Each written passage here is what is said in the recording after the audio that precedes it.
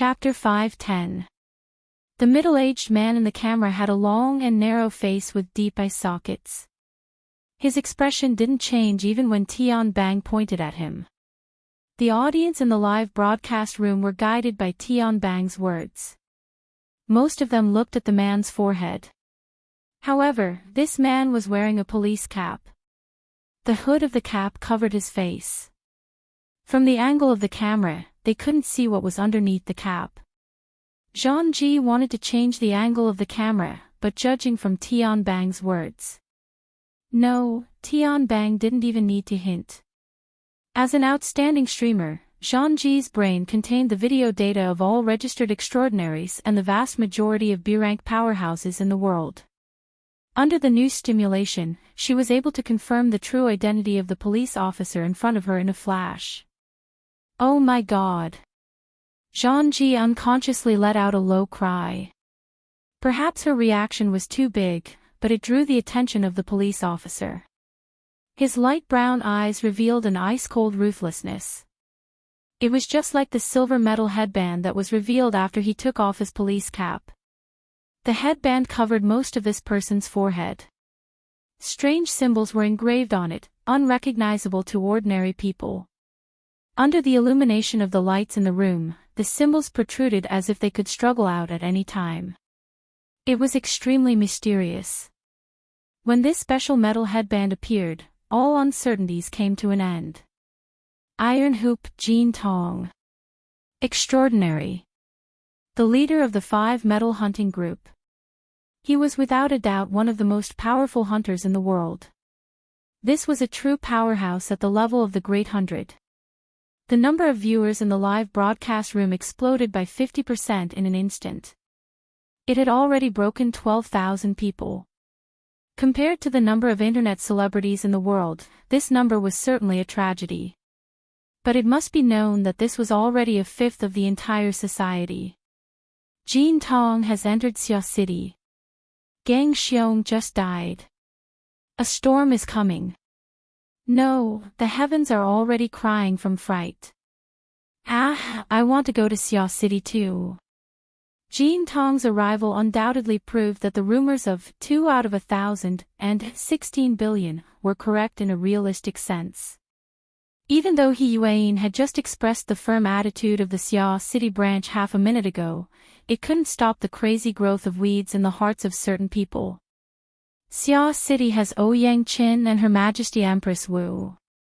Jin Tong has already arrived. There may be even more powerhouses rushing there.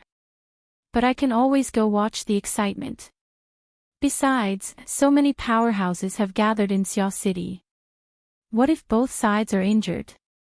What if I'm a little luckier, and the fisherman really benefits from it? At this moment, it was unknown how many people were watching the live broadcast while booking flights to Xia City. Moreover, they were piously praying, "Fight! Fight! Fight!"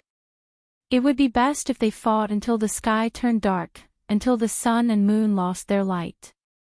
Only then would they be able to give opportunists like them a chance. Perhaps due to the prayers of tens of thousands of people, the atmosphere at the scene of death was indeed cold and stiff. This was especially true for Jin Tong, a dignified extraordinary, who had been exposed with a single sentence, and in such a mocking tone. Even if Jin Tong wasn't a vain person who cared about status and style, he still had a high self-esteem. It was just like how after his whereabouts were exposed, he took the initiative to remove his disguise and come face to face with her. He looked straight at Tian Bang. Youngsters these days grow their wings early. Deep Blue is indeed a nurturing place. Tian Bang faced the transcendent Belle's cold gaze, but he could still smile. Mr. Jean is much thinner than I imagined. You can actually still wear such a big headband. Presumably, you're interested in Deep Blue because you're in the health business. It looks like the information we heard wasn't without reason.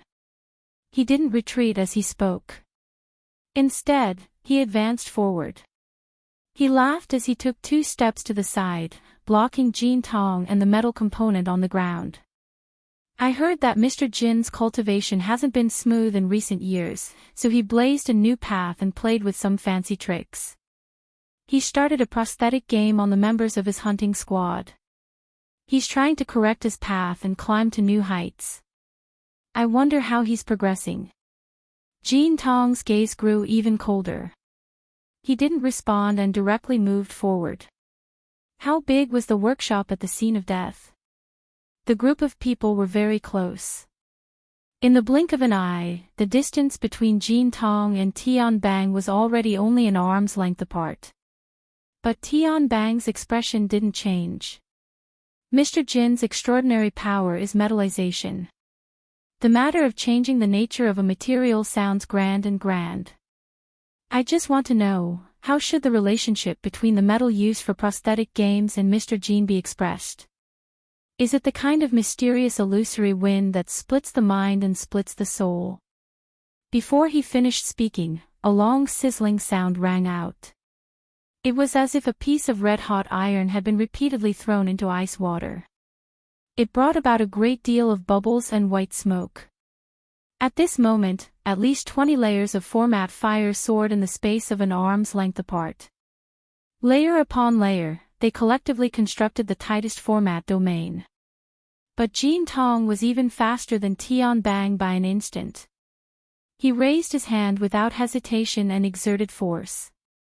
His palm suffused with a metallic luster stabbed straight at Tian Bang's chest. Dignity was one thing, and actual combat was another.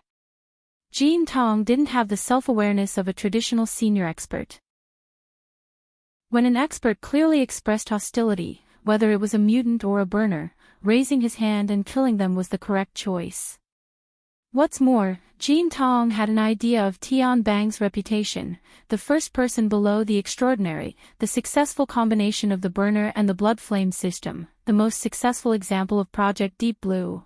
All these titles combined together was enough to prove that his strength couldn't be underestimated. And there was also He Yuan at his side. A burner could launch a combined attack at any time, anywhere. It definitely wasn't as simple as 1 + 1 = 2. Of course, it wasn't complicated. Jin Tong had never felt that there was anything in the world more difficult than one's own cultivation. He was a fleshly body strengthened. Even after becoming an extraordinary, the gap between spirit and fleshly body had rapidly shrunk. However, his fleshly body was still his most powerful weapon. The stronger one was, the better one had to be at using it. Jin Tong's body had already become semi-metallic wherever his thoughts passed. His flowing bodily fluids also changed slightly in nature. Surging power circulated and passed through the special structure of his body and soul. It stimulated the free electrons within the metal crystals and instantly formed a powerful electric current. Amidst crackling sounds, the electric arc shot out and further ionized the air. It continuously increased the strength of the electric field and formed a violent conflict with the format domain. Amidst the crackling sounds, the format fire and electric fire interweaved and then spread in all directions. Apart from He Yuan, who was already participating in the attack and defense in the form of the format domain, everyone else in the room was out of luck. Everyone's bodies were paralyzed. Some of the unlucky policemen who were in the worst position were hit head-on by the high-voltage electric current. Even though the format fire had melted some of it, it was as if they had been hit by a heavy fist. They were sent flying into the wall and then fell down. At this time, their skin was charred black and on fire. It was unknown if they could survive. The electric field of the extraordinary domain wasn't actually good at killing, but under the coverage of the domain, the powerful ionization and electrolysis could destroy the basic structure of all matter and then reassemble it into a mess at will. The format domain was also seriously affected, and its structure was basically on the border of deformation and collapse. Jin Tong still had the strength to change the direction of the electric field strength. His energy beam took form, but the twisted arcs of light were like knives and whips. There was even a terrifying heat rising. Just by streaking across the air, a tyrannical aura of death came rushing over. Jean Tong controlled all of this from the center of the electric field. Wherever his thoughts passed, the lightning whips lashed out as they pleased. Even though the two peak burners were protected by the combined formatted domains, their arms, chests, shoulders, and cheeks were all left with scorched marks. Jean Tong aimed the killing power of the electric whip at He Yuan. As for the other, the metal structure in the corner warped soundlessly, turning into a narrow and thin blade. It shot up soundlessly and went straight for Tian Bang's lower abdomen. Everyone had to die in a specific way. Lightning flashed, and the killing intent was imminent. He Yuan had actually raised a metal blade with good conductivity, and Tian Bang seemed to be completely unaware of the killing intent that was so close to him. Let's end this. Jean Tong felt the cold and tight headband on his head, and his thoughts focused. But in the instant that the electric light completely tore apart the format domain, a new power came crashing down from above. Suppression. That power was so terrifying that it directly pressed down from above. It was majestic and magnificent, but it also perfectly matched the format domain.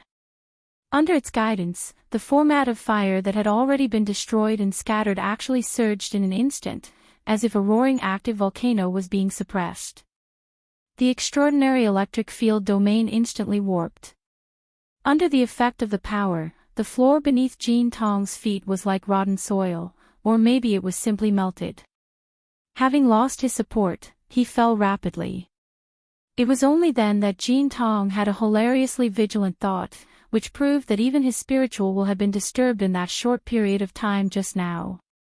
The moment the sense of danger arose, alarm bells rang.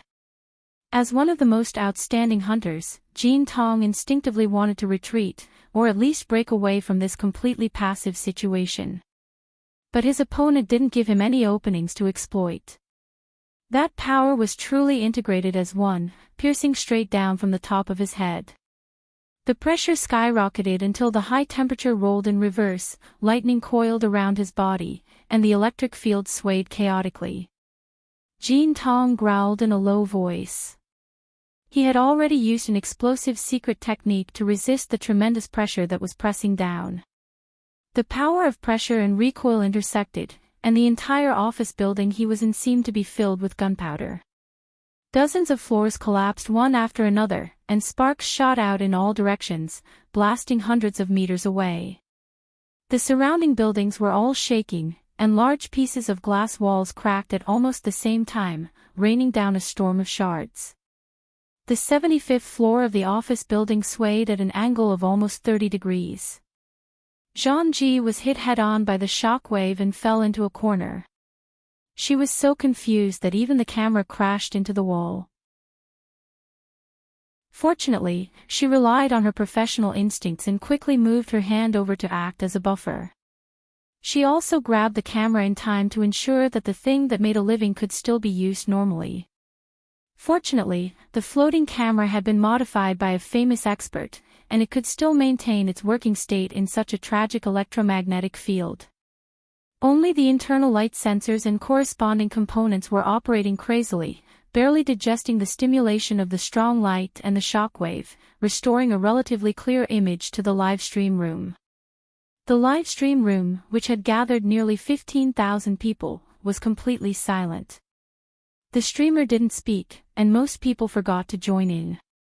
Under the influence of the herd mentality, the image was clean, and there was only the crack that led straight to the bottom of the building, as well as the sparks and lightning that were spewing out from inside. It was like an active volcano in the city. And from this bottomless crack came Jean Tong's slightly hoarse roar. Wu Zhao. The sound and visual effects aren't bad. Chapter 5:11. Was the volcano about to erupt? The office building shook to such an extent that it seemed like it would snap in half at any moment. Zhang Ji was swaying left and right, her vision spinning. But half a second later, she successfully controlled the floating camera to fly out of the window. From a vertical angle, she captured part of the explosive scene from the 50th floor of the office building. This surging scene fully demonstrated Zhang Ji's ability to capture the camera after years of seeking death. Of course, at this time, no one would think that much. Most of the viewers in the live stream could only stare dumbfounded at the high-rise office building.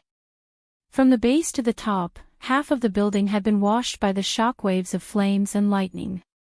From this scene, it could be seen that Jean Tong had been struck from the 75th floor all the way to the surface.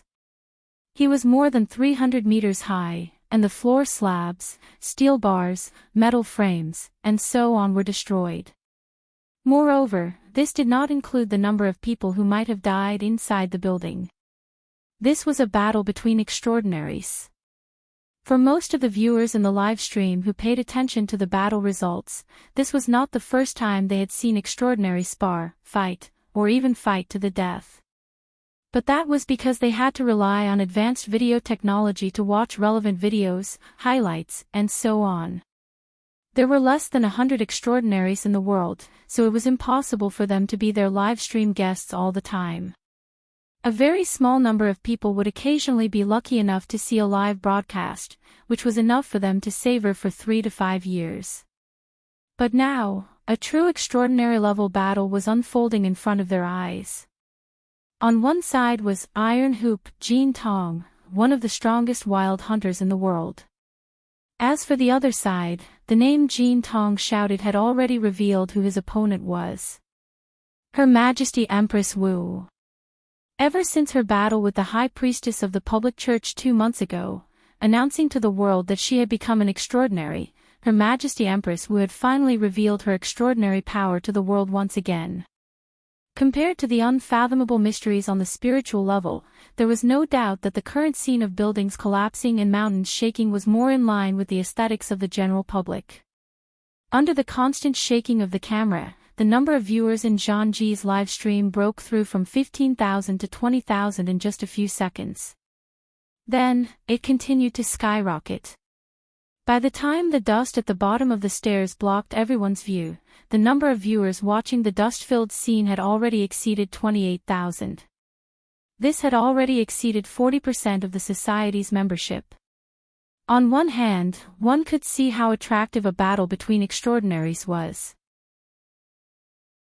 On the other hand, one could see that the Xia city disturbance possessed an astonishing level of popularity. This was the reason why such a large number of spectators could explode in such a short period of time. Zhang Ji had not paid attention to the situation in the live broadcast room for a long time. In a dangerous building that could collapse at any moment, she could only try her best to calm her heartbeat. At the same time, she prayed to the gods around her, hoping that the main battlefield between the two extraordinaries would appear in the area her camera could cover. Of course, this was just wishful thinking. For extraordinaries, the topography of an office building was never a reason to restrain them from using form displacement and transposition. If they wanted to, the entire Xia city would become their battlefield. How could a puny little streamer determine the direction for two extraordinaries? But just as Zhang Ji was gasping for breath and praying, someone suddenly grabbed her by the shoulder. The person's posture was very intimate, and he even blew a breath of air into her earlobe. "Oh, Zhang Ji. Don't be nervous. A beautiful and dedicated streamer like you is very rare in this world. The heavens will certainly make your wishes come true." Major General Tian. Zhang Ji didn't care that Tian Bang was taking advantage of her. She was just angry that this fellow had disturbed her work. Tian Bang chuckled as he stuck close to her. He continued to give her advice. "You must hold the camera firmly. You can't miss out on a wonderful scene." What did he mean? Zhang Ji was stunned for a moment. Then, she saw a blurry figure soar into the sky amidst the dust and smoke that filled the sky. It was Jean Tong. Given Zhang Ji's strength, it would be very difficult for her to keep up with the speed of an extraordinary if she really wanted to dash forward like a hurricane. This was the case even with the assistance of a camera worth millions. But at this moment, Zhang Ji could clearly see Jean Tong's figure soar into the sky. She also saw the figure's speed grow slower and slower. It was as if his momentum had come to an end, but it was more like he was being forcefully restrained by some invisible force. It was clearly not the gravity of Earth. It was an even more unyielding and direct force, an even more terrifying and tyrannical force. In the next second, Zhang saw Jin Tong, who had reached the end of his ascending momentum, become like a deformed baseball. He was fiercely struck by an invisible club. A powerful force poured into him, sending him flying. His speed had increased explosively by more than 10 times, 100 times. In the face of such a terrifying acceleration, the originally continuous footage became disjointed. In that instant, the vast majority of people only heard the sound of an explosion. They saw the cloud of the sonic boom explode and the dust and smoke in that area disappear. Jin Tong's figure had disappeared. Zhang Ji's vision blurred. She could no longer see Jin Tong's figure. Here. At this time, Tian Bang, who was still maintaining an intimate posture, gently held the back of her neck. He exerted a little force and gestured for her to shift her line of sight. The corresponding camera also shifted accordingly. Half a second later, the tens of millions of dollars worth of camera automatically focused. It happened to capture the figure that was fiercely bounced off the glass wall of the building a block away. Bounced? That's right, bounced. This scene, the awkward scene, almost made some of the OCD viewers vomit blood. Zhang Ji's logical thinking was also almost messed up. Fortunately, she was definitely not a vase that only knew how to act cute. On the contrary, she was an excellent streamer with very solid professional knowledge. While most people were still doubting their own eyesight because of the absurd scene in front of them, Zhang Ji had already calculated the kinetic energy that Jin Tong carried at that moment based on the distance between the two buildings, the flight time of Jin Tong, and his approximate weight. Jin Tong's weight was about 80 kilograms, and his flight time was about 0.5 seconds. He was already a block away, and the straight-line distance was about 1,800 meters. Based on this calculation, the kinetic energy he carried could reach about 500 million joules. This impact exceeded the standard equivalent of 100 kilograms. It was similar to the power of a traditional battleship's main cannon from more than a century ago. Compared to the legendary humanoid nuclear bomb level extraordinaire, the absolute power of this attack was only so-so. Zhang Ji also couldn't calculate the specific increase in the mental interference with the material plane. But the problem was that even if she only calculated the pure kinetic energy, such a high-speed impact actually didn't break through the glass wall 1 block away. This was something that shouldn't happen in the normal world. Since it had already happened, it proved that the rules of the area she saw had already invisibly changed. Did the building suddenly get strengthened, or did Her Majesty Empress Wu directly change the direction of the force? She couldn't get an answer, but the direct result of this scene was, all the pressure brought about by the conversion of kinetic energy was borne by Jin Tong's body to the greatest extent. Being hit by a main cannon and having a cannonball explode in the stomach were two different things. If a standard equivalent of 10 kilograms was effectively used on a coin, without considering the wear and tear of the coin itself and its travel route, it could theoretically make this thing fly out of the Milky Way galaxy. 10 times the force was used on Jin Tong's body without holding anything back. Even an extraordinary would find it hard to endure such a tragic result. With a puff, blood splattered out of Jin Tong's eyes, ears, and nose. His eyeballs were about to pop out, and his thin and long face was contorted from the pain. His exposed skin was instantly smeared with a layer of red, and it was unknown how many of his capillaries and skin tissues had collapsed. As for the extent of the damage to his internal organs and bones, only Jin Tong himself knew. It was very difficult for outsiders to see the limits of an extraordinary. Just like at this moment, Jin Tong was suffering from all sorts of injuries. But in the blink of an eye, a hoarse and violent roar rang out. Jin Tong screamed as he curled up and shot out with all his might. Ah! The roar spread out, but what really made people's scalps go numb was another source of sound. In the void, it was as if hundreds of bowstrings had been released. Amidst this increasingly dense tremor, be it the building or the air a street away, everything produced dizzying distortions. There was another explosive rumble, and Jean Tong's body instantly turned into a tangible bubble before disappearing. Tian Bang's hand moved again, and Zhang Ji consciously looked up in the direction of the force. She saw that in the gray sky, a long azure scar had been torn open at some point. It extended southeast, and wherever it passed, a dark red color seeped out. Jean Tong had probably activated some kind of long-distance escape technique. In the blink of an eye, he had already traversed dozens of kilometers and was almost out at sea. He ran away just like that. The battle between transcendents had ended. Zhang Ji was a little dumbfounded by this anticlimactic ending, and so were the 30,000 viewers in the live stream channel.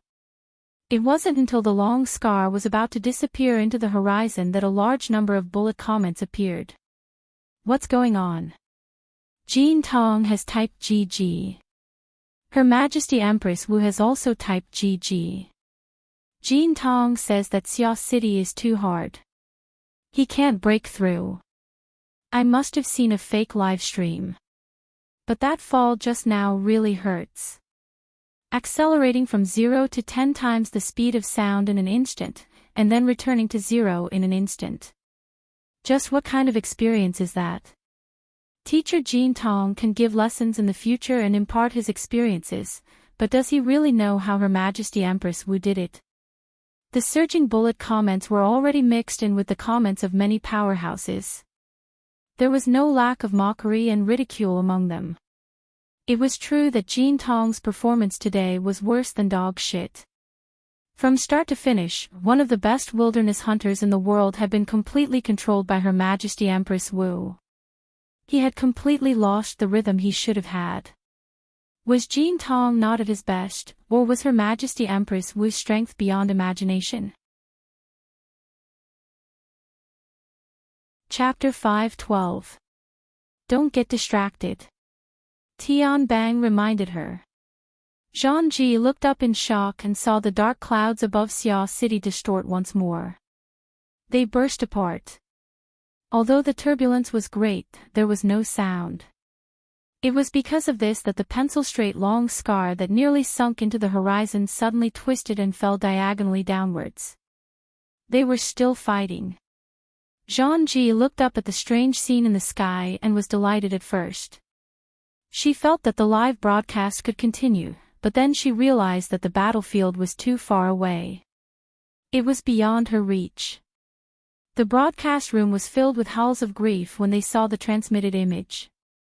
Some people didn't give up and encouraged, brothers and sisters of Xia City, it's time for you to show your worth. There really was a response from Xia City, I'm looking at Dongshuan Beach. I'm going with you. Squeak. I'll go. They're specifically currying favor with Her Majesty Empress Wu. Please share your live broadcast room number. Please open up the donation channel. It'll be easier to handle the aftermath. No matter how noisy the broadcast room was, Zhang Ji was very anxious. She looked all around, trying to find a miraculous way to rush over. At this time, her earlobes heated up again. Tian Bang continued to tease, do you need a ride? I just happen to have a flying car. I can just go downstairs. Zhang Ji turned her head. After being taken advantage of for so long, she finally saw Tian Bang's face after the battle. Tian Bang was actually in a sorry state at the moment.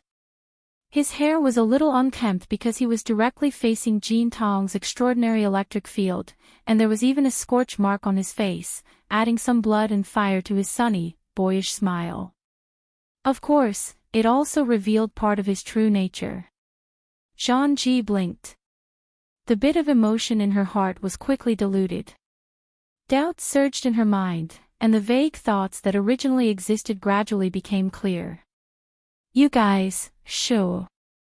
You can't use the word we carelessly. I'm such a clean stream. When you mention me, it sounds like I'm forming a clique and scheming. That's how it was. Zhang was about to ask again when Tian Bang took the lead. He leaped out of the broken window and flew downwards. This office building had been tossed around for so long. Anyone who wanted to use the elevator would have a serious problem with their intelligence. Zhang naturally followed, but when she came out of the window, she subconsciously turned her head. She saw He Yuan staying at the scene. She had no intention of following. Hey, hurry up! Tian Bang called out from below. Zhang caught up. What about Vice President He? She also has to clean up the mess. Ever since she became a secretary, this skill has been maxed out. I'm training Zhu Ling so that he can learn more. Zhang sighed. She felt that Tian Bang's description of Officer He's character was a little broken. But very quickly, the desolate scene below dominated her senses and state of mind. Looking at the buildings that were almost in ruins, Zhang could not help but feel sorrowful. The aftermath was probably the most difficult. The number of casualties caused by the clash of transcendence just now was probably no less than the chaos from last night until now. It was true that the police had sealed off the office building, but they had also used manpower. Just now, almost the entire building had been blown up. The police on duty should have suffered heavy casualties. Just as she was thinking, Zhang line of sight coincidentally cut into the broken window of the dilapidated building. She caught a glimpse of a young policeman sitting on the ground in a daze. Clearly, he was stunned by the scene just now. But the key point was that he was still alive. It was not just this person. Along the way, Zhang saw more and more policemen. There were not many normal people, dazed, stunned, crying, laughing, but they were all alive. Although it was not pleasant to hear, Zhang still had to say that this was the biggest abnormality. Zhang was also stunned. They again. Zhang took a deep breath and ignored Tian Bang's joke. She asked directly, how did they survive? She knew herself. At the moment when the two transcendents collided, even if she, a level C ability user, was placed a few floors below, it would be difficult for her to survive the impact of the volcanic eruption. If there were dozens or hundreds of policemen in the building and only one person was lucky enough to survive, it would be acceptable. But if dozens or hundreds of policemen all died, it could only mean that there was a force more powerful than the goddess of luck at work. The camera that was synchronized with Zhang line of sight also showed the situation in the dilapidated building to the live broadcast room.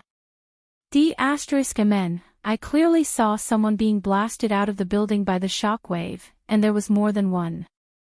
Where are the corpses? There are no corpses, but a few people successfully landed in the air. There are also the new generation of Iron Men and poor conductors. I feel like I won't survive. The inner world has already been crushed by the military and police's combat power, right? The waterfall-like bullet screen was mostly filled with exclamations of admiration and ridicule. Compared to this, the comments on the forums were a bit more practical.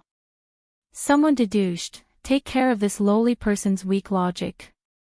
I would rather believe that when Her Majesty Empress Wu made her move, there was someone by her side to protect her. A certain Xia City ID made a direct judgment, the Empress Wu is in charge of offense and the President is in charge of defense. The Empress Wu is in charge of external affairs and the President is in charge of internal affairs. There's nothing wrong with that. Are you talking about Ouyang Qin? It makes sense if he was the one providing support. It would be in line with his usual style. This way, we can explain things to the government and the military. With the confluence of the military and government forces, does Xia City really want to play independent? It can't compare to some headquarters. They sell their bodies to lick the boots of others while they're at it. Xia Chui is inflated. It's full of farts inside. Motherf***. I'll give you this. Which bastard was the one who leaked the 2000s? Several floors later, the map rumbled and exploded. At this time, those who still persisted in rational discussion belonged to the outliers. Someone in the middle asked weakly, "What if Her Majesty Empress Wu did all of this by herself? What does that mean?" This was originally a very good question, but a certain ID cut in at the right time and analyzed the overall situation. His mouth was very big, and his tone was even louder. Xia City probably wants to establish its might. Ouyang Chen and Yu Gang are certainly involved in this plan, and they most likely didn't play a good role. Establishing its might is especially effeminate. Can it really frighten people without the deaths of millions? F***CK, the person above just opened his mouth. That's awesome. The person above is the one with commendable courage. That's right, I'm talking about you. The great blood demon is mighty. He hit the nail on the head. Purple gold authentication. It really is blood demon. I'll take a photo with Great God Blood Demon as a souvenir. Is Great God Blood Demon still accepting disciples? Can I kneel first? Because of the sudden appearance of the extraordinary blood demon, the RT-8313 mission thread became exceptionally noisy. After a series of tosses and turns, the thread basically reached a consensus. Indeed, under the provocation of 2016 billion resources, the eyes of the vast majority of people would turn red with greed. If Xia City was suspected to be an allied power and haggled over the lives of people at this time, it probably wouldn't serve as a deterrent. Instead, it would encourage the greed of certain people and nurture their wishful thinking. So you're saying that Jin Tong can also retreat unscathed? Most likely. How many extraordinaries are there in the society? If one were to be cut down just like that, the pressure on Xia City would be enormous. In the thread, someone had already posted a crying laughing emoji. Thanks to the great blood demon's auspicious words, I will immediately book a plane ticket to Xia City. When I return, I might even be able to get the treatment of being escorted out of the country as a gift. Shameless as the person above. Will you allow me to tour Xia City with you? Let's go together. One-way plane tickets should be enough. Dog fart. Pure trash. Zhang Yingying was still spinning around on the Huanhai Highway due to the problem of the journey. She was already very annoyed, but when she saw the message on the forum, her anger surged. She smashed her fist on the steel plate of the car. There was a loud bang, and the place where she smashed her fist made a deep dent. This is an armored car. The corner of the special police officer's eye twitched, but he didn't dare to say anything. Zhang Yingying's anger had yet to subside. She smashed the car 2 more times. Suddenly, she froze. Her gaze pierced through the front windshield and looked at the scenery of the sea and sky outside the Huanhai Highway. After going around for half a day, she had actually fought her way here. Stop the car. The armored car finally got the chance to show off its performance.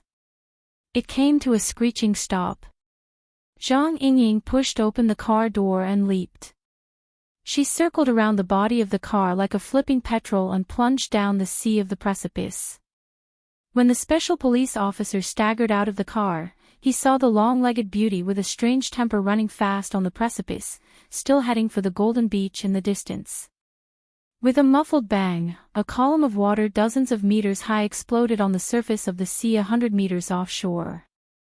The surging waves and the splashing water droplets almost slaughtered all the creatures in the surrounding water, including the undercurrents in the deeper water. After such a series of actions, the terrifying kinetic impact was finally reduced by more than half. Ah! Jin Tong gasped loudly. He popped his head out of the shallow water, but he spat out another mouthful of blood, which mixed with the icy rain, salt water, gray waves, and white foam. There were also the remains of several fish and jellyfish. He felt that most of his soul had been lost. But he didn't have time to think about the extent of the injury to his body and soul. Instead, he used all his strength to stimulate his yuan qi and calm his mind.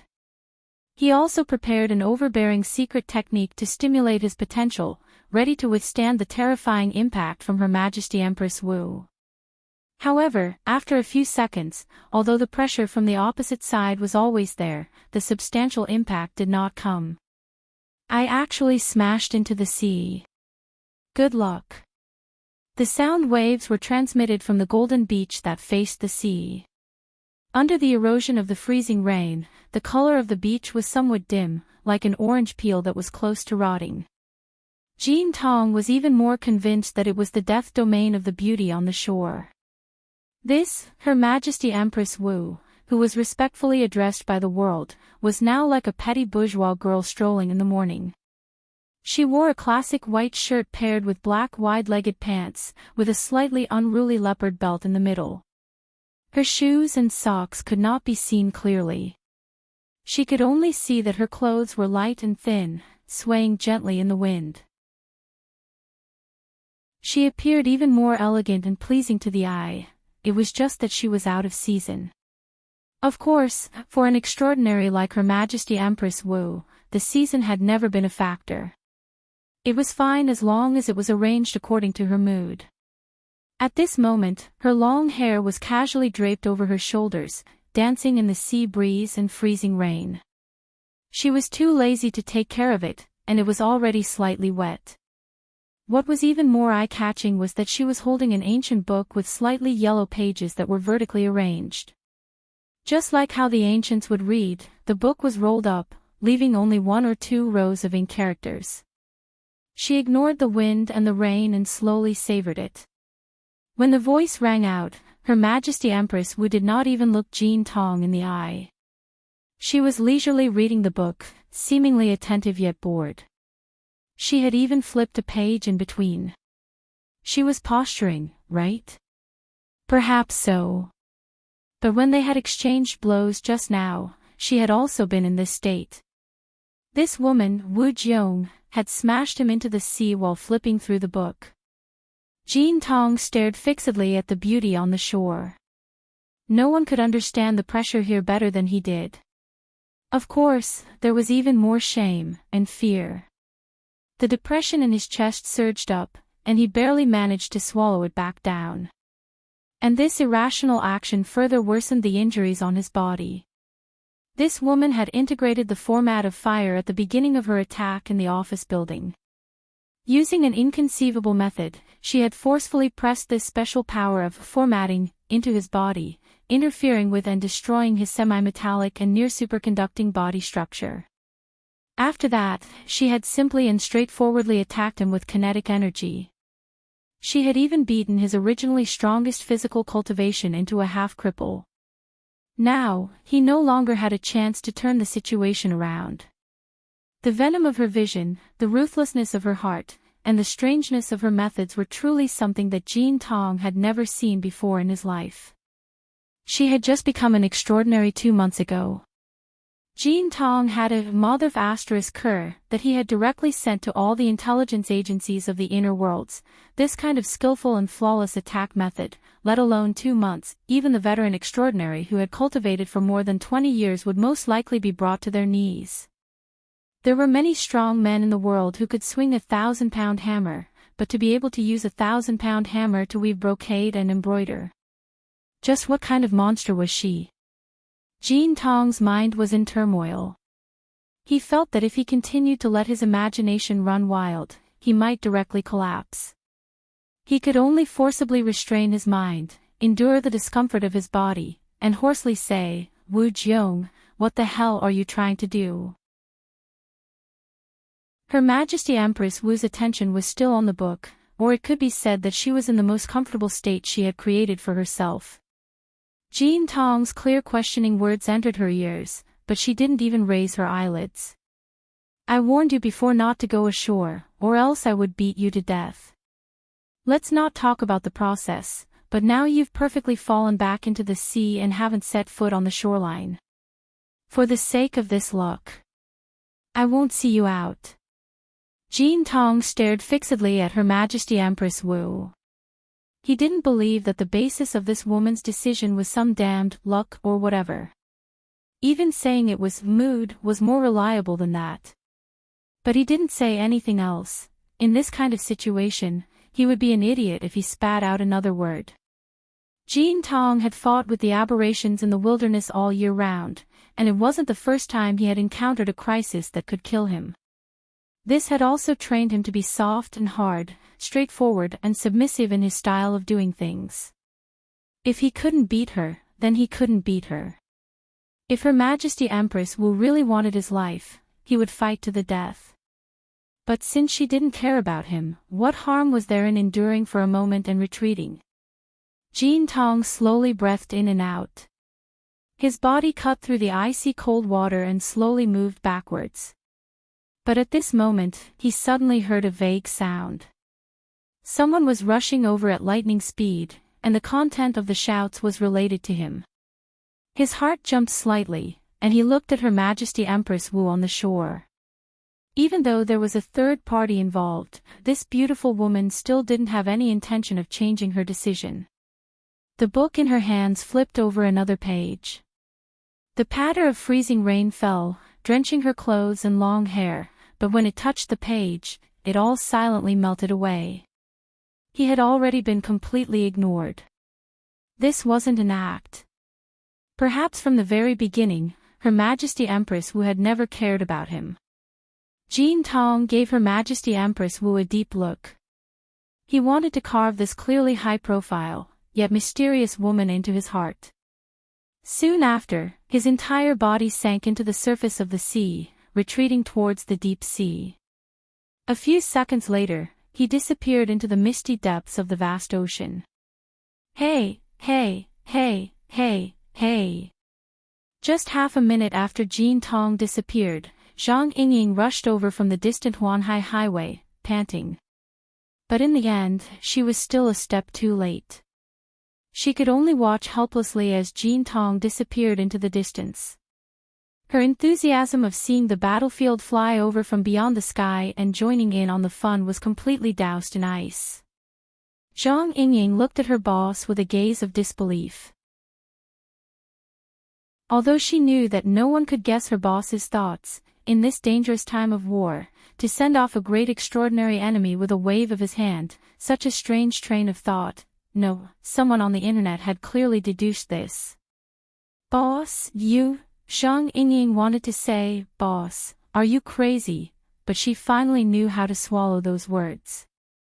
Then she wanted to say, don't tell me you guys really don't dare to kill me, but she felt that it was too sudden. Following that, her quick-witted mind couldn't find a third suitable replacement word.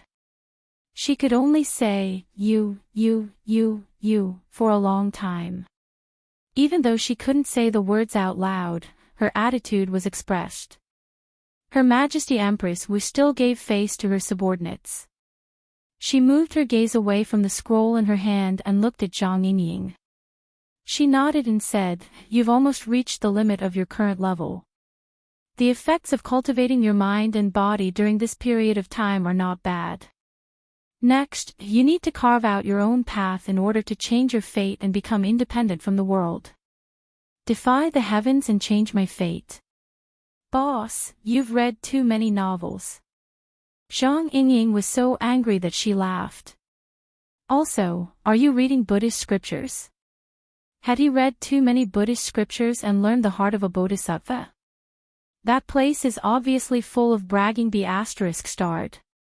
Her Majesty Empress Wu turned her gaze back to the scroll.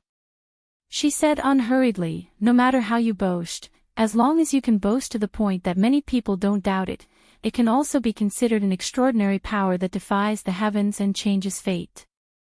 Of course, it would be better if there was a self-consistent logic. Considering that this is the result of an uncivilized civilization, it's not unreasonable to raise its value a bit higher. Ah, Your Majesty, I'm not discussing Buddhist scriptures with you. You said it first. Then I'll tell you now. Why did you let the enemy escape? Answer me. Indulging the enemy. I didn't. You're still saying you didn't. I saw it all. That Jean Tong escaped right under your eyes. Didn't you see the comments online?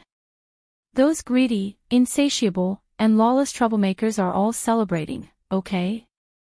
You let Jean Tong go. You're simply encouraging them to come to Xia City to hunt. Luo Nan's side is dead. You're talking about Jean Tong. Has he broken away from the battlefield? Her Majesty Empress Wu raised her gaze once more. She looked at the drizzling rain falling from the sky. She casually extended her hand and caught a drop of rain on her fingertip. She pinched it lightly. If everyone believes that he has broken away, then I have nothing to say. Zhang Yingying was at a loss and puzzled. When you're weak, acting cute is instinctive. When you're in danger, being low-key is smart. But when you need to be responsible, you still play old tricks. This malicious act of acting cute is just asking for a beating. Luckily, Yingying, you're still in the legal stage of acting cute. Come on, smile for us to see. Zhang Yingying wanted to kneel before her boss. She was just about to throw caution to the wind and unleash her great act of unreasonable behavior when her heart inexplicably trembled. The white rainbow circulating around her body hummed. It was as if a layer of gloomy clouds had condensed into a clear intent. But when she tried to sense it again, it was hard to grasp. She just felt that the dusky scene of the sea and sky before her eyes seemed to have become much more oppressive. Chapter 5:13. Ever since the era of distortion, the ocean was an even more dangerous wilderness. The original ecology of the ocean had already suffered irreversible damage, and a new aberrant biosphere had taken its place. In a certain sense, there were no living creatures in the ocean that were not aberrant. Even the most common of fish and shrimp had traces of aberration. Jean Tong silently swam in the ocean. Even someone as experienced as him had to be extremely careful in such a region, not to mention that he was currently heavily injured. But from another perspective, it was only in this environment where danger lurked on every side that he could slightly dispel the deep pressure Her Majesty Empress Wu exerted on him. Perhaps Her Majesty Empress Wu had the demeanor of a powerhouse who would keep her word, but his hunter's instinct still made Jean Tong use the complex environment of the ocean to make a series of evasive maneuvers. Right now, he was at least 100 kilometers away from the shoreline. He had stirred up 2 large shoals of fish along the way. With them as cover, even the most proficient in tracking techniques would find it hard to track his movements in a short amount of time. But during the tense process of making arrangements, he would occasionally have bad memories enter his mind. Most of them were scenes of bitter defeats in Xia City. There was nothing he could do about it. He unconsciously had to use Her Majesty Empress Wu as a foundation when he made all his arrangements. Every thought was a type of deduction and calculation. It was impossible to escape. Only after directly confronting Her Majesty Empress Wu did he understand how terrifying this woman was. Jean Tong had mingled in the inner world for a long time. He was a first-rate hunter in the wilderness. He recognized nearly all of the 100 or so extraordinaries in the world. He had a deep understanding of the situation in this circle. Of the extraordinaries he knew, none of them could be underestimated. Each of them had their own unique skills. However, in the 50 years since the advent of the era of distortion, there had not been a truly complete cultivation system in the world. All ability users, including the extraordinaries, were still fumbling around. When he sparred with those extraordinaries, he could feel the different brilliance of each person. He could feel their marvelous domains, but upon closer examination, there were always some details that were a bit prickly. It was hard to call them perfect. Only when sparring with Her Majesty Empress Wu gave him a completely different feeling. Strictly speaking, the clash between the two lasted only 3 rounds. But in these 3 rounds, Her Majesty Empress Wu's moves seemed simple and clear, but they were all just right. Not one bit more, not one bit less. Her control of the battlefield, her attacks, and her changes in tempo were simply textbook demonstrations. It made people feel that she was not only broad-minded, but also had a mature and stable set of rules. From Jean Tong's point of view, Her Majesty Empress Wu's attack had no flaws or weaknesses. Every detail was perfect, forming a towering peak that could not be moved. This was the so-called, the more you look up to it, the more you look up to it. What was a divine weapon and what was a piece of scrap metal? It was clear as soon as one touched it. In fact, when the martial monarch released the techniques of the dripping sword and the burning heart saber on the internet, it had already given people such a feeling. It wasn't difficult to come up with an offensive technique. What was truly difficult was to be precise, concise, and high-level.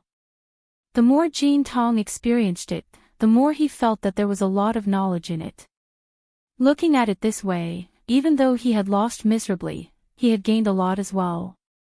It would be greatly beneficial for him to comprehend it carefully when he returned. Jean Tong sighed unconsciously. Are there really people who are born with knowledge in this world? No, that's not right. Jean Tong suddenly shook his head and subconsciously touched the metal band on his forehead. The perennial chill seeped into his skull, but it suddenly stirred up a fire in his heart. There was no such thing as someone who was born with knowledge in this world. Putting the miraculous label on an unsolved matter was just the behavior of a fool.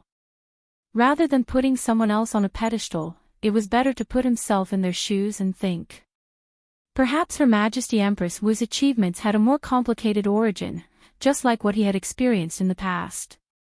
The fire in his heart didn't last too long, and baseless speculation couldn't solve his current injuries. Jean Tong sank that speculation to the bottom of his heart and wanted to find a relatively safe area to recuperate. He moved, gently shaking his body to rub against the vibrations of the seawater. He emitted ultrasonic waves like a dolphin, probing the surrounding terrain and the living creatures. This was a small technique that experts of the physical side used in place of spiritual senses. It was said that there were many living creatures in the natural world that could emit ultrasonic waves and infrasound waves. Dolphins, bats, tigers, and elephants before the era of distortion were all typical examples. After the change of generations, there were only more such living creatures. Jean Tong knew that there were at least 100 species of living creatures on land and in the sea that possessed similar instincts.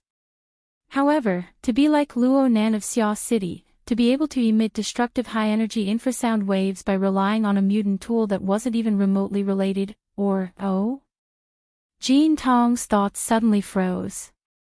That's not right. There was no reason for him to suddenly think of Luo Nan. Jean Tong's psychic senses of an extraordinary and the reality of his heavy injuries made him exceptionally sensitive. Moreover, he really did have a feeling of discomfort. His figure suddenly came to a stop, calmly hovering in the seawater. He temporarily stopped using ultrasonic waves to probe. His figure merged with the seawater, and only his thoughts and senses spun at high speeds. He switched from active probing to passive receiving. Every movement in the surrounding sea area was transmitted to him through vibrations, temperature, and other forms. He didn't have the extensive and meticulous perception methods of psychic ability users, but his tempered psychic senses could target a vague threat point in a certain direction and obtain an instinctive response. He could at least know where the threat was coming from through this method. However, the problem was much more serious than he imagined it to be. After he truly reacted, he discovered that all around him, above and below him. Actually, he could sense the entire sea area. He had entered a subtle and ice-cold atmosphere. Perhaps there wasn't anything that could directly threaten his life right now, but it was as if there was an incorporeal specter near him. The specter wandered about, drifting up and down. A bone-chilling chill that transcended the plane of reality seeped into him, thread by thread. This chill seemed to be familiar to him. Jean Tong's figure floated up with a thought, and he broke through the surface of the sea. The gloomy colors of the sea and sky had persisted for many days. The surroundings of Xia City and the open sea were all like this. Right now, the sea was covered in powdery rain. It couldn't be considered a freezing rain, but it was still cold and dense. Jean Tong allowed the powdery rain to brush against his face as he gazed into the distance. He relied on the keen perception of an extraordinary to lock onto a blurry yet tangible dividing line from the dusky scene of the sea and sky. It was this dividing line that separated the pure power of nature and the interfering scene that was infused with the will and emotions of an individual. Commonly known as a domain. This dividing line continued to push into the distant sea area without end. It dyed the boundless sea and sky with a deep personal color, as well as a bone-chilling killing intent. So that's how it is. Jean Tong had long since seen through the strange phenomenon of the freezing rain in Xia City. It was the result of human influence. But he had always believed that the work, including the raindrop sword slaughter, should have come from Her Majesty Empress Wu. But after fighting with Her Majesty Empress Wu, he suddenly came to a realization. This was absolutely not the work of that person. The chill was exposed, and the killing intent was dense. It was far too different from Her Majesty Empress Wu's perfect harmony. Of course, it wasn't Ouyang Qin either. This state of wanton spreading was completely different from that person's strict style. In other words, there was actually a third person besides Ouyang Qin and Her Majesty Empress Wu. This person was. Jean Tong carefully sensed the concentrated emotions and killing intent in this region, and he came to an answer. There was no doubt that only those extraordinary characters of the mental side, and they weren't bound by common sense, could construct such a weak yet inconceivably embryonic domain.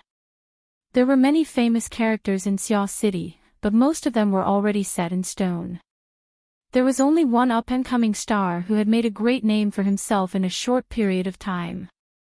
Moreover, this star was one of Jean Tong's targets in his trip to Xia City. Luonan. Was it him? Jean Tong was still a bit uncertain.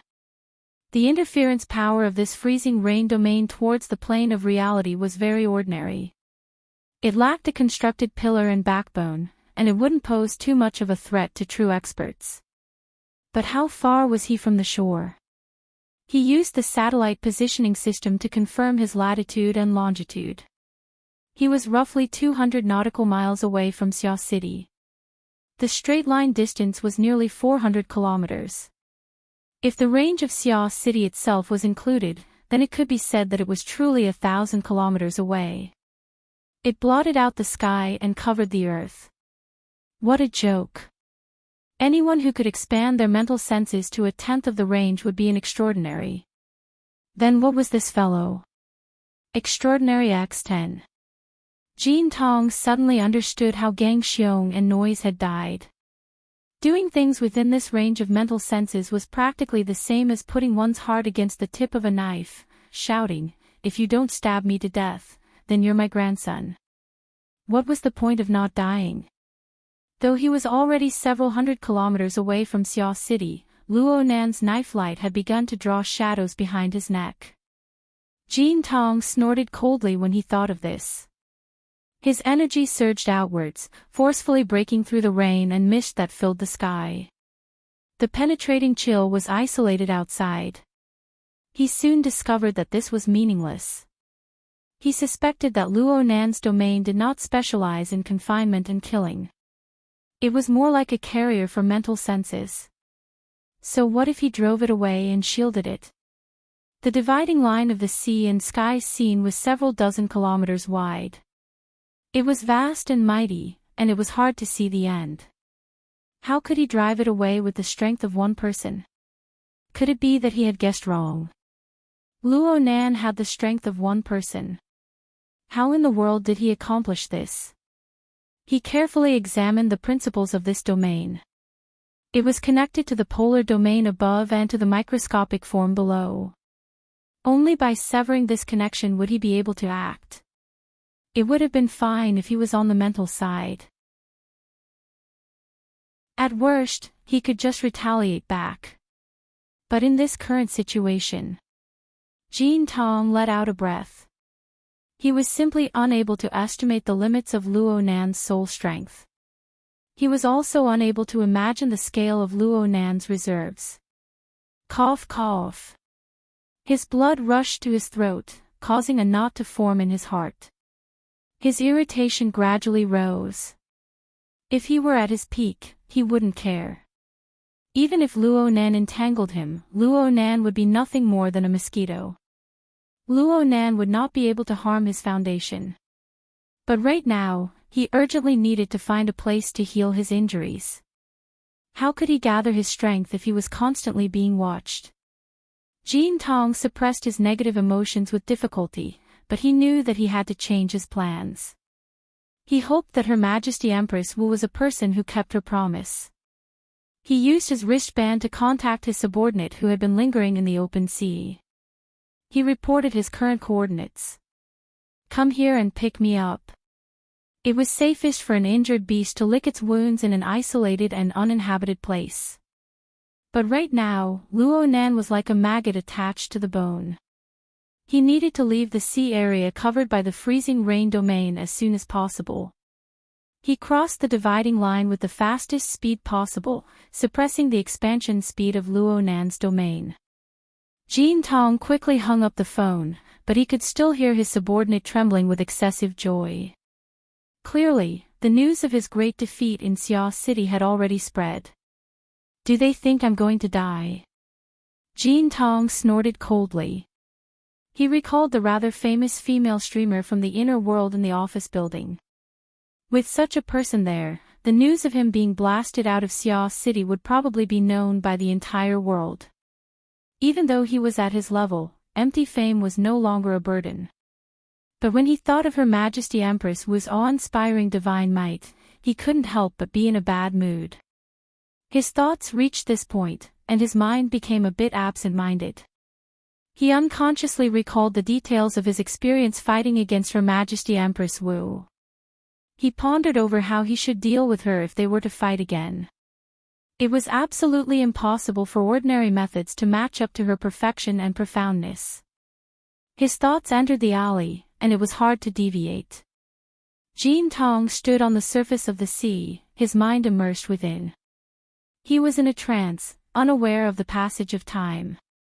Jin Tong only came to his senses when the sound of his subordinate's airship entered his ears. He wanted to move, but his chest suddenly felt stifled. He discovered that he was lacking in blood essence. Hiss, I was actually exhausting my mind to make a deduction just now. How could I do something so unwise? Jin Tong's mind was agitated, and it was as if a cup of ice water had been poured over his heart. He suddenly felt that something was wrong. The airship that was approaching at high speed was already clear in silhouette. He could even see the cockpit and the figures of the people on the front deck. But why were those people staring in shock and fear? Chapter 5:14. The airship came close to the surface of the water.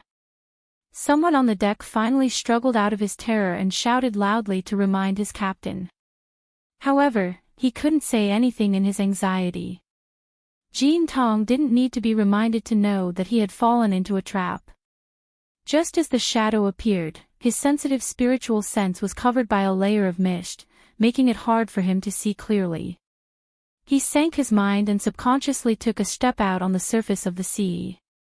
He saw a black curtain falling from the sky, covered by an infinite starry sky. He saw smoke and clouds rising together, and there was even the sound of metal clanking. As for the feeling on his body, it became even worse. It was as if he was wrapped by something, and it was very difficult to move. Jin Tong's face darkened. Just as he was about to return to his inner vision to check his meridians, a huge furry claw suddenly stretched out from the depths of the smoke and clouds, pouncing towards him. Blood-colored flames curled around it. Before it could be seen, the surrounding void and even the spiritual plane were already rumbling and shaking. It was as if a volcano had erupted, shaking the earth and mountains, and the scorching heat was pressing down. Such a close distance, such a violent method, and it could even surround the spiritual and material planes. There was no room for people to move or dodge. It was difficult to even find the time to think. Jean Tong's eyes flashed with electricity. He slashed with his half-metal arm, and the electric long blade slashed down with thunder.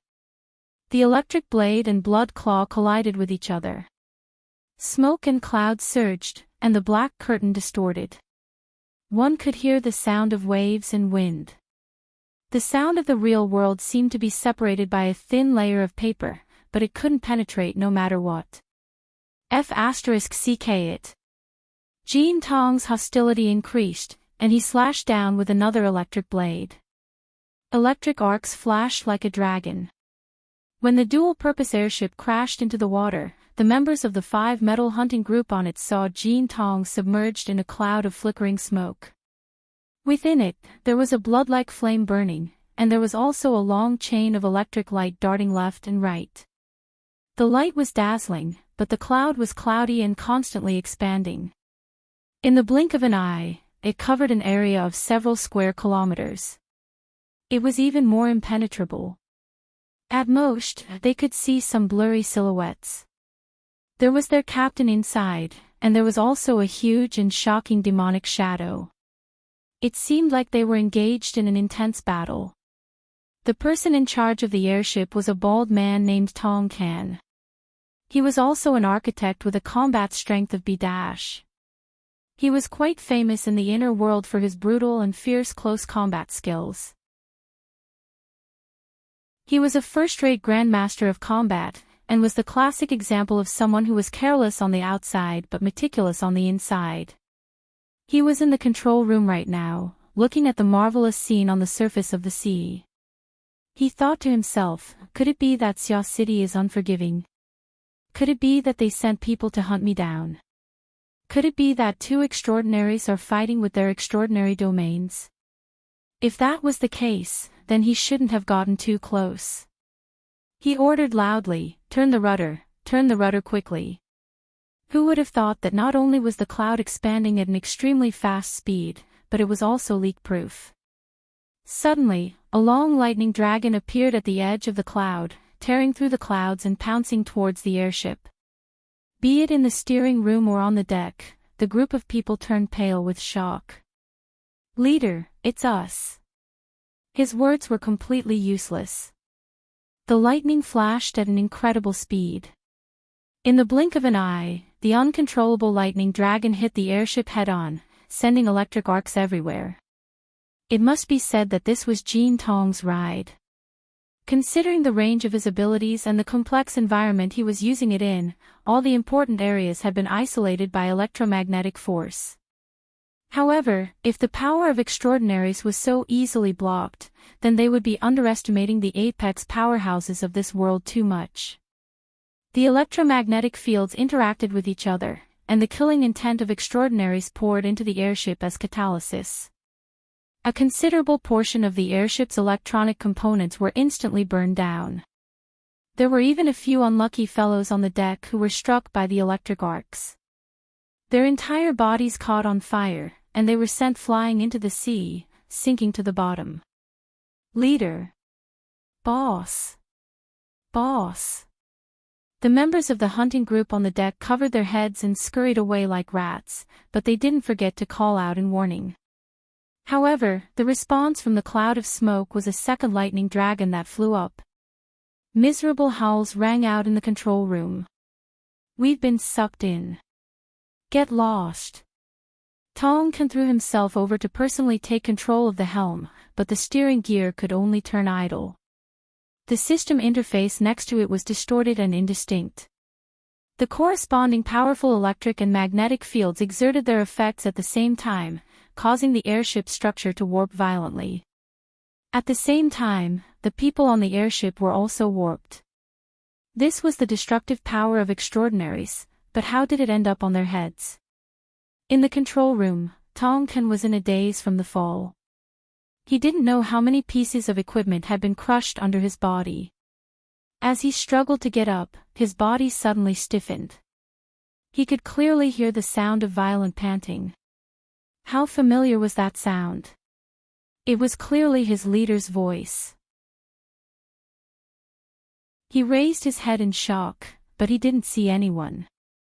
Instead, he saw that the airship had at some point entered a dark and chaotic area.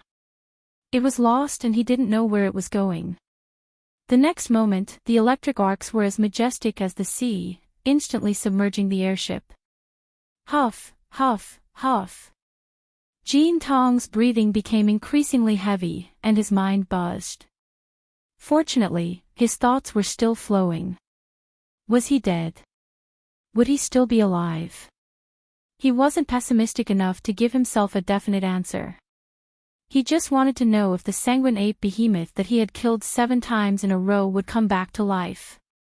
After falling into the dark veil of smoke, he thought that he should fall into an extraordinary domain, like the logic world. The domain of constructing spatial faults was a very popular direction. Luonan. It was Luonan, right? The domain he constructed was very low level, and its stability was terrible. It even exposed a few laws and foundations. Luonan could faintly examine its framework. It was simply an incomplete embryonic form. Jean Tong didn't have any thoughts of looking down on Luonan. He just looked down on Luonan, who had inexplicably fallen into a trap. What kind of trash was he? He felt that he had already overestimated this mental genius, but reality was even crueler. He didn't know where Luonan got this monster from, but its offensive power was absolutely strong. There was clearly some sort of resurrection ability within this smoke. Jean Tong beheaded it again and again. He tore it to shreds, but it always reappeared within a mass of bloody light. Its strength didn't seem to weaken at all. All right. Frankly speaking, compared to the resurrection of the sanguine ape, this smoke, this starry sky, this black veil, this shadow, this powerful enemy. Where did it come from? Who did it change to? These were the big questions that pressed down on one's heart. Jean Tong impatiently wanted to understand how this domain worked. He wanted to know where the specter that was reflected in the lake of his heart came from.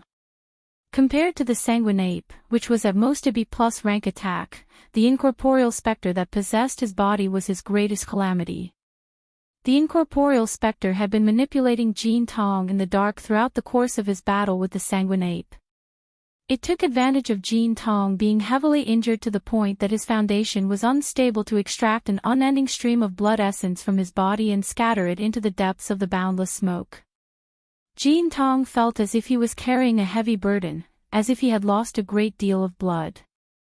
Considering the effects of the domain, perhaps he had contributed to the resurrection of the sanguine ape behemoth. The specter was so indistinct.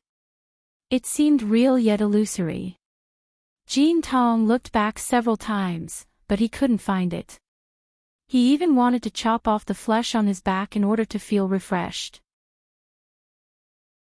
Fortunately, his most basic rationality was still there, preventing his morbid wild fantasies. He just didn't understand. Luonan, this junior. How long has it been since he got up? How did he get these resources? Before this thought was clear, another threat came from ahead. The 8th resurrection. Jean Tong was gritting his teeth when he suddenly discovered that it wasn't the sanguine ape that came out. Instead, it was a middle-aged man, and he looked quite familiar. Jean Tong didn't move for a time. He looked at the middle-aged man in front of him, not saying a word. The middle-aged man walked over with 2 steps, and his body transformed into black smoke. He seemed indistinct, but there was a sense of seriousness that was real and not illusory. His aura was scorching hot like magma. Fire poison gushed out and poured over. This was the sole body of black smoke. Jean Tong thought of a major event that happened not too long ago in Xia City. It shook the inner world. There were 2 main characters in the story. One was Tian Bang, who was known as Blood Prison. The other was the Elder of the Blood Flame Order, Mo Luan. That's right. Though there were some differences in the details, the aura was exactly the same. Jean Tong had interacted with this veteran power a few times in his early years. They could be considered acquaintances. It's you. Aren't you already dead? Could it be you? Jean Tong's wording was a bit messy. On one hand, the situation was changing more and more strangely. On the other hand, the embryonic domain that was constantly expanding and condensing released even more information when he switched targets. He needed to carefully examine it. It was difficult for him to be distracted. Mo Luan didn't respond. He didn't say a word as he pounced forward and fought Jean Tong. Jean Tong didn't fear Mo Luan even though he was currently heavily injured due to the difference in realms between an extraordinary and an architect. What's more, this fellow's combat style was clearly somewhat stiff and inflexible. He wasn't like a living person. Was he a puppet? Actually, Jean Tong could have beheaded Mo Luan in the 5th round, but he didn't do so. This was because Mo Luan's existence had opened up some of his train of thought. Every order had its own set of rules and laws. If it was the Blood Flame Order. Jean Tong suddenly came to a realization when he looked at some of the foundations of the laws exposed in the misty space. Sure enough, this place was actually an altar that hadn't truly been completed. It was just an old trick of the Blood Flame Order. They borrowed external power to make the so-called blood flame will materialize and receive its blessing. If one looked at it from this angle, though it was a sacrifice, the 3 animals weren't prepared. He was the animal used to sacrifice to the heavens. You've got guts. His heart exploded with fury, and he laughed in his extreme anger.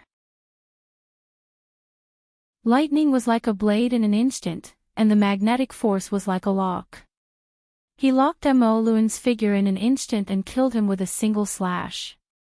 However, the black smoke dispersed and reformed. Mo Luan's body was reborn within a few breaths, and he pounced forward once more. So, you've also become a puppet in this chaotic world. Is this a conspiracy of the Blood Flame Order?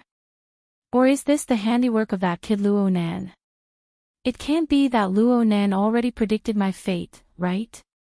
Jean Tong's mind rang with alarm when this thought became clear. He was a grand and powerful extraordinary, yet he actually had such weak thoughts. His mental strength was clearly damaged. He couldn't waste any more time. It just so happened that he had roughly seen through the changes in the laws of space. If he didn't exert his strength now, when would he? This thought was born, and the metal hoop on top of Jean Tong's head became even colder. A slight pain pierced his forehead, and it changed in an instant. It was like fire and lightning striking down from his brain, binding his entire body. Jean Tong's pupils darkened as the pain assaulted him. The lightning and magnetic field ring retracted within his body, allowing Mo Luan to attack within. His gaze grew even colder as he watched the black smoke soul body transform from illusory to real, about to seep into his body to attack. Suddenly, thunder rumbled in the air, and lightning flew out before the thunder. It slashed through the black smoke in front of him. Not only did this slash kill Mo Luan once more, but its power grew even stronger. It brought with it an electric and magnetic field, using ionization and electrolysis to diffuse the void. It mixed with material properties and contained a sharp edge. It forcefully pierced through the transformation of the smoke and clouds. Another clap of thunder rang out, and light suddenly appeared. A high cliff suddenly rose from beneath Jean Tong's feet. Its power coiled and lingered, and lava flowed. There was an altar at the peak of the mountain. Rays of light coiled around it, forming over a dozen groups of runes. The mountain acted as a prison, trapping Jean Tong within. The binding and oppressive feeling behind him grew heavier, faintly resonating with the altar and the runes. Jean Tong laughed in spite of himself. He had finally revealed himself. Though this place was unfamiliar, he had Mo Luan's lead and combined it with the relevant information. He already had some ideas. The Blood Soul Temple. It really was a remnant of the Blood Flame Order. What was the relationship between Luo Nan and the Blood Flame Order? Forget it. None of this was important. It could be seen from the attack just now that Jean Tong's extraordinary strength had already exceeded the bearing range of Luo Nan's embryonic domain. Then no matter how miraculous the Blood Soul Temple was, it was nothing more than an illusion to him. Could it be that Mo Luan was no longer reborn? He had even used his own psychic perception to capture the location where Luo Nan was suspected to be. That fellow was right above his head. Did he really think he was some sort of supernatural being that overlooked the world? Die! Jean Tong didn't give Luo Nan any time to react. Lightning condensed into a flying spear, and he raised his arm, ready to throw it. His strength was about to be released, but a few ice-cold fingers pressed against his wrist at this time. Behind him, Jean Tong's hair stood on end in an instant. Lightning swam around his body. Under the catalysis of the powerful electric field, his figure seemed to have shed the boundaries of an ordinary body. He twisted into light and pounced forward. He turned back in the blink of an eye, and the thunderclap lightning blade hummed as it slashed forward. The lightning had yet to arrive, but a figure had already appeared. Jean Tong's heart thumped heavily. He felt a bit stuffy. Wu Zhao. The person behind him wore a white shirt and trousers. His black hair was like a waterfall, and he held a scroll in his hand. It was Her Majesty Empress Wu, who had just beaten him to the point where he couldn't even fight back. Jean Tong's mind nearly exploded in that instant. The only thought in his mind was to turn around and leave. But a second wave of stimulation from the metal headband poured into his mind, catalyzing his state to an unprecedented peak. His mind was even more marvelous. It was as if the heavens were helping him. His gaze swept past, and he suddenly saw a faint shadow on Empress Wu's shoulder and flank. It was like limbs were spreading out. It was like a demon had appeared in a trance. This shadow. It was an incorporeal wraith. It was in the shape of a spider. That's right, the human-faced arachnid. Jean Tong seemed to understand a lot in that instant. He could clearly feel a great loss of blood and energy in this moment. It was as if a demonic god had chopped off half of his flesh and blood. And the flow of the vital energy of the flesh and blood was the amalgamation of the martial monarch and the human-faced arachnid before his eyes. To be precise, it was the image of the martial monarch that the human-faced arachnid had stripped from the depths of his mind. Jean Tong stared fixedly at this demonic image, and a few questions that were hard to solve were connected in his mind bit by bit. Without a doubt, this human-faced arachnid was the one that had possessed his body and soul. Its attack channel was most likely the crack in his mind that had appeared when he faced the martial monarch's miserable defeat. The human-faced arachnid had taken advantage of the flaw in his mind to extract a steady stream of blood essence and vital energy. It had fed Luo Nan's embryonic domain and propelled the operation of the Blood Soul Temple. Now this thing had done something even more inconceivable. It had actually used the demonic barrier in Jean Tong's mind to condense his energy and form the shadow of Her Majesty Empress Wu. Using my heart's demon to kill me. This method is truly marvelous. What a monster. Jean Tong spoke, but he wasn't angry. Instead, he was happy. He laughed loudly. In the end, Luo Nan is still a junior.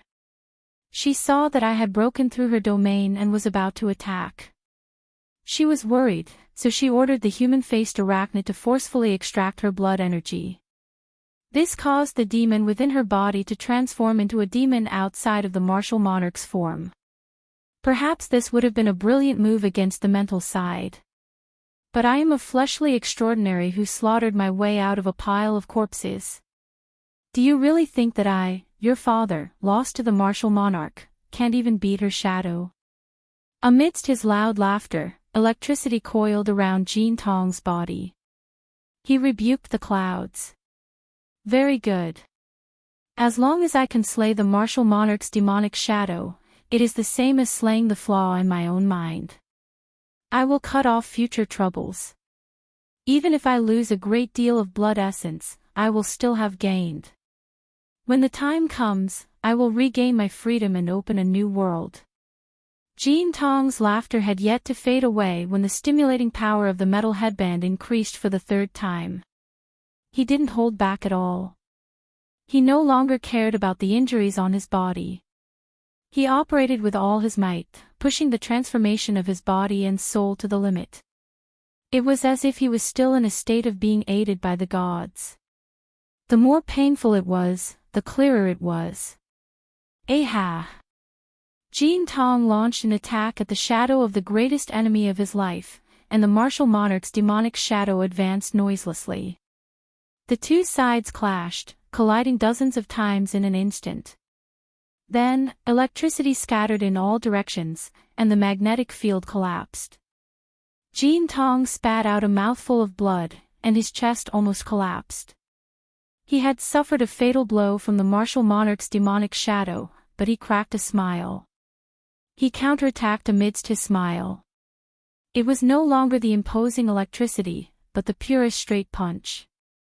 His long arm was like a sword as it pierced into the martial monarch's demonic shadow's chest. I'll learn from you.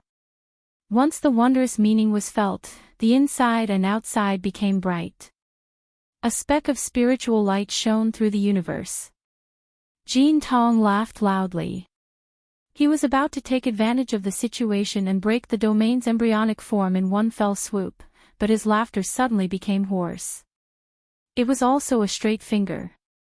It passed through the martial monarch's demonic shadow, which had already begun to collapse, and pierced his extended arm into his chest. Wherever it hit, the blood coagulated and then spoiled. His internal organs accumulated fluid and rotted in the blink of an eye.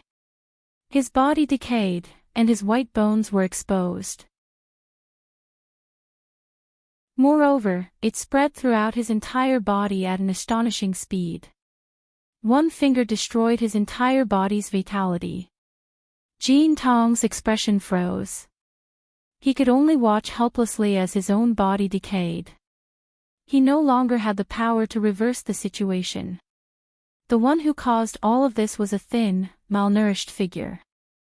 At this moment, he was right in front of Jean Tong. He slightly leaned to the side, letting Jean Tong's stiff straight arm pass by. His eyes were tranquil and nearly empty. Jean Tong had seen this figure before. Just today, before he entered Xia City, he confirmed his most important objective once more. 16 billion in wealth, 2/1000 of the shares, and the authority that was closest to the apex of the world. Jean Tong's eyes widened. He wanted to reach out and grab it, but that figure dissolved like mist, leaving no trace behind.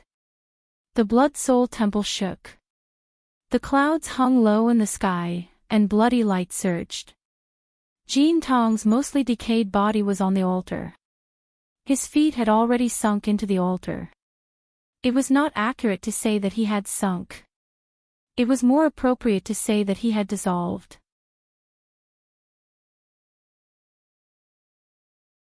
Chapter 5:15. Xia City Time, December 9th, around 1:00 in the afternoon. The Coastal Defense Forces stationed in Xia City received an offshore detection alert. A regional magnetic explosion had occurred in a certain region of the sea. Although it didn't directly affect normal production and life, it could cause interference to the mutant lifeforms in the nearby region. Although it was already the end of the year and the astronomical great tides had subsided, the Coastal Defense Forces still didn't dare to lower their guard due to the turmoil in Xia City. They had been upgraded to the 3rd level of combat readiness. 5 minutes later, the drone took off and arrived at the target sea area 20 minutes later. The high-definition camera carried by the drone captured the most dangerous and eye-catching elements of this region with practically no difficulty. When the staff responsible for command, surveillance, and controls saw the deathly white and cold region, the entire Coastal Defense Forces command center was unexpectedly silent. The sound of the drone's wings rippled across the sea. Tian Bang and Zhang Ji's armed helicopter arrived in this region of the sea almost at the same time as the drone. It circled in the air above. The scene they saw with their naked eyes was more realistic, more chilly, and more impactful than what the command center saw through the camera. On the undulating waves of the sea, a hill over 15 meters tall quietly floated. The vast majority of its structure was deathly white and soaked in the color of deathly stillness. It was simply formed from countless bone fragments pieced together. Broken bones and sharp stubble crisscrossed and crisscrossed, vividly distinguishable. The white bones were like a mountain, floating in the sea. The doors on both sides of the helicopter were open. Zhang occupied one side. The sea breeze and the turbulence from the helicopter's wings assaulted her face. She didn't know when, but she held her breath. She just subconsciously controlled the hovering camera to circle around this white bone hill. She took close-up and long-distance shots without end. The satellite network didn't care about the cost. The clear images were transmitted back to the live broadcast room and into the eyes of over 20,000 people. For the time being, Zhang didn't care what kind of repercussions such a scene would cause. After the initial period of shock, she was finally able to analyze more things from this white bone hill. She noticed that the skeletons on top of the white bone hill were all thick fish bones.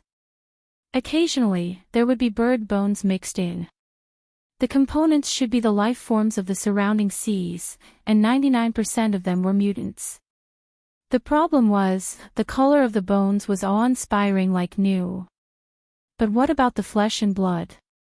Was it scraped clean? Or was it eaten away by something in a short period of time? The unrestrained imagination was even more chilling than the bones in front of him. And under the mountain of bones, there was a special component that didn't match the whole thing. It was a half-tilted dual-purpose airship. Its body was twisted and deformed, and there were traces of fire in some areas, but they were also covered by hills of white bones. It was precisely because of the existence of this ship that the dense bone mound obtained enough buoyancy to float on the sea surface. Zhang shifted the camera and scanned the ship. Finally, it locked onto the ship's number and name. Gold accumulation. Zhang scanned through the information in her head, and her breathing became a little stifled. This is the transport vehicle of the 5 metal hunting group. From the looks of it, they might have been completely wiped out. She didn't get a response from Tianbang. It wasn't just because of the noise from inside and outside the helicopter. In fact, ever since they arrived in this area, Tianbang, who had always liked to joke around and take advantage of others, was surprisingly quiet. At this time, he just knocked on the headset, signaling the pilot to come closer. When the helicopter was almost directly above the white bone mountain, Tianbang, who was at the other side of the hatch, jumped down without any warning and landed on the top of the white bone mountain. The top was relatively flat, and the entire white bone mountain seemed to be pieced together casually, but it was surprisingly sturdy. The entire white bone mountain didn't move at all even after Tianbang jumped down. There was such a thing. Seeing this, Zhang also wanted to jump down, but just as she moved, she saw Tianbang waving at her, stopping her. Was there any danger up there? If it was just danger, Zhang wouldn't care. But on top of the white bone mountain, Tianbang's expression was unprecedentedly stern and grave. It directly stopped Zhang from challenging his patience. In the next moment, Zhang saw the format of fire outside Tianbang's body. He reached out with his arm, but this time, he was absorbing the seawater below the white bone mountain. The undulating sea surface was like a dragon sucking in water, and a whirlpool formed. A stream of water directly rose up and went straight to the top of the white bone mountain. Another stream of water flowed from bottom to top, submerging the bottom of the white bone mountain, and the foundation of the ship. The seawater rose and fell, instantly washing the white bone mountain. On the mountain, the cracks in the bones and the holes in between had water flowing up and down. What was Tianbang doing? Zhang didn't understand. There were countless ability users watching the live broadcast right now, and they had the same thoughts as Zhang. However, Luo Nan didn't care about their discussions and debates in the live broadcast room, the forums, the chat group, and various other channels. Luo Nan was sitting in the waiting area of Xia City's administrative hall right now. Since it was Sunday, most departments weren't working. There weren't many people here. Chi Nikuan, who was in charge of security, was very idle. He held a flexible screen and watched the live broadcast. The display showed the White Bone Mountain in the open sea, as well as the trajectory of the surging water. Luo Nan only scanned it twice, closed his eyes, and pondered over his own matters. He was a participant, the leader, and the manipulator of this entire situation. He was also the true winner of today's bountiful profits. Even though it had been some time since the matter, he still needed to calm his mind and straighten out his subsequent train of thought. Yes, he had used his own various resources to successfully behead Jean Tong. This was an amazing accomplishment. And the core thing that allowed him to realize this accomplishment was the altar frame that he and the Wraith Sign had constructed together. It could be called the Beast Fighting Arena. In the marvelous space constructed by the order frame of formatting theory, Luo Nan was the controller. He had always been playing a game of balance where there were gains and losses, Luo Nan had experienced something similar before. At the time, the Wraith Sign and Rui Wen had exchanged pointers on the altar. They had risen in level at the same time, ultimately prompting the awakening of Rui Wen's supernatural powers. Another time, the Wraith Sign had crossed space to confront the human-faced arachnid of the Order of Justice. Through these two experiences, Luo Nan had a general understanding of the operating rules of the altar. As long as one maintained self-will here, one would be able to borrow the power of the sacrificial offering to ascend and break through. One was bound to gain something here. But at the same time, those who stepped onto the altar were sacrificing themselves in order to comply with the ultimate rule. The winner takes all. The loser withered and perished. And relative to the rules, the only people who had special privileges were Luo Nan and the Wraith Sign. The Wraith Sign was the provider of the altar frame. It possessed the most cunning instinct to utilize the rules. Even if it failed, it could find a scapegoat. The Wraith Sign was the one. Luo Nan was the controller and supporter of the altar frame. Naturally, he surpassed the Wraith Sign. He was the one. But for now, Luo Nan was a person with special privileges. He was still fumbling with his own rights. He profited from this and received offerings, but he could not determine victory or defeat between the sacrificers. Right now, the only thing he could control was deciding what the sacrificers could offer and what they couldn't offer. What they could obtain and what they couldn't obtain. For example, though I know your pockets are rich, I don't want money. I only want your fingers. I also know that you are very hungry, but I won't give you food. Instead, I will gift you with beautiful clothes. And so on. Luo Nan was adjusting throughout the entire battle.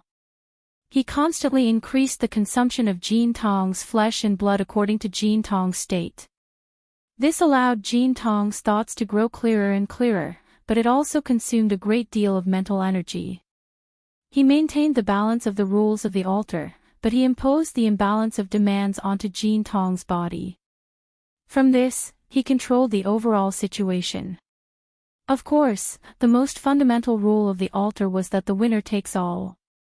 If Jean Tong really made it through this hurdle, Luo Nan would have no way of stopping him from soaring to the heavens. In reality, one really couldn't underestimate the wisdom and accumulation of any extraordinary. Jean Tong really was going to succeed in the end. However, Rui Wen appeared just in time. Jean Tong's spiritual awareness broke through the barrier, and his flesh and energy were completely exhausted. She dealt a fatal blow. Everything that Jean Tong had was completely obtained by the side that Luo Nan supported. Right now, the bright imprint that came from Jean Tong's body was climbing up the mountain of the Blood Soul Temple. It passed through the stone forest and the lava lake. Even though the strange energy was melted away, it was unharmed. It passed through the courtyard and the garden. Though the shepherd's imprint was left behind, it did not stop this object. Then there was the third level of the cave. The stone statues of the mush-mouth ape and Mo Luan were already placed here. This was also the place where Luo Nan could most easily mobilize his combat strength. However, the bright imprint didn't stop at all. It clearly didn't match this cave. This speck of wondrous bright light followed the shape of the mountain of the Blood Soul Temple, winding and lingering. It rose bit by bit along with the flowing lava, all the way to the fourth level. When it reached the group of buildings that resembled temples and halls, it broke away from the flow of flames and entered this place. They were truly on completely different levels. Luo Nan more or less grasped some of the changes in the levels of the Blood Soul Temple. The first level of the Blood Soul Temple was the stone forest and the lava lake. It was a place to digest foreign strange energy. The second level was the stone garden. The shepherd's imprint was stored there. It could barely be considered a place for guests. This was because the few members of the Blood Flame Order had yet to complete the construction of the Blood Soul Temple. It was not easy to control them. Who would have thought that Luo Nan possessed the power of hell in this world? He borrowed the control of the human-faced arachnid to forcefully take down the Blood Soul Temple. As for the third level of the cave, looking at the stone statues of the mush-mouth ape and the Mo Luan stone, it should be used to store the imprint of the architect. The fourth level of the temple hall was confirmed to be used to place the imprint of extraordinaries. Jin Tong was the first resident of this place. Then the fifth level was given to the legendary Blood Flame Will. Next was the sixth step, which was the internalization of the Blood Flame Will. What was to be done? Luo Nan was unable to analyze the deeper level of theory for a time. He discovered that the temple hall of the fourth level had a complex structure with courtyards arranged in rows. In fact, the inside was completely empty. Jin Tong's bright imprint entered this place and arrived at a hall to the left. There was a vague structure of rooms and the like outside the hall. But that was all. Luo Nan thought back to the cave on the third level. There were several faceless stone statues. He just needed to wait for the imprint to connect and fill the place with bloody light. Then there would be a supernatural phenomenon. However, there were no statues within the hall of the fourth level. Everything within the rooms was empty. The bright imprint was located in the center of the hall. It was lonely and pitiful.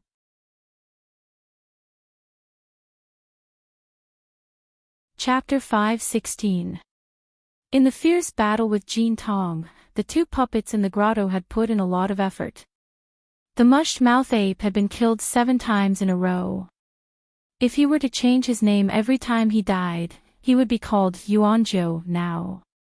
There was also Mo Luan. He had been killed twice and could now be called Mo Luan III. The successive resurrection of the puppets indeed brought a great deal of consumption to Jin Tong, but it was not without a price. Of these two puppets, the rotten-mouth ape used his own kind as a base, while Mo Luan used Gang Xiong to transform them with a single shot. After the puppet was formed, the cost of forging it again was reduced, but that was only relatively speaking. The mountain of bones in the outer seas of Xia City was proof of this. The reserves that the Blood Soul Temple had accumulated over the past few days had been completely used up in order to support their consumption. The human-faced arachnid had borrowed the power of the Jin Tong to stir up a powerful electromagnetic field. It was also a soul-sucking lure.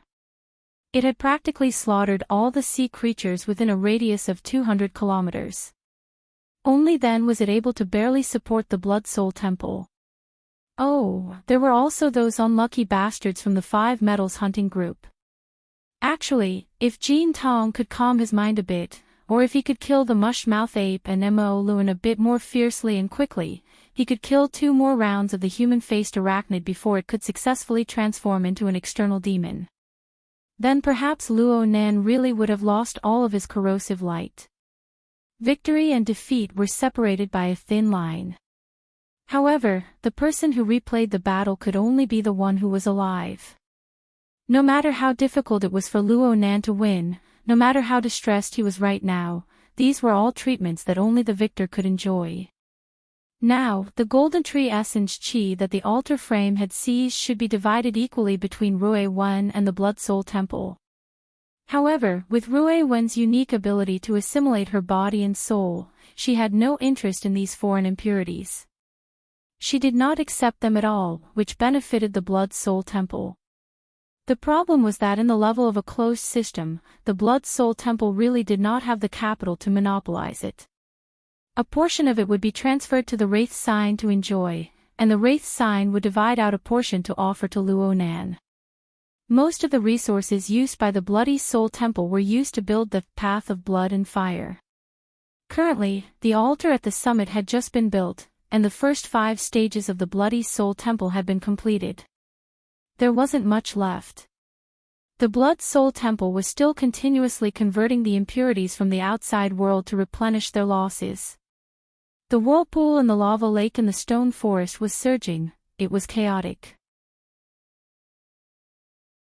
However, even if one could only enter the first 2 floors but not leave, the majority of the blood-red light was intercepted by the 3rd floor.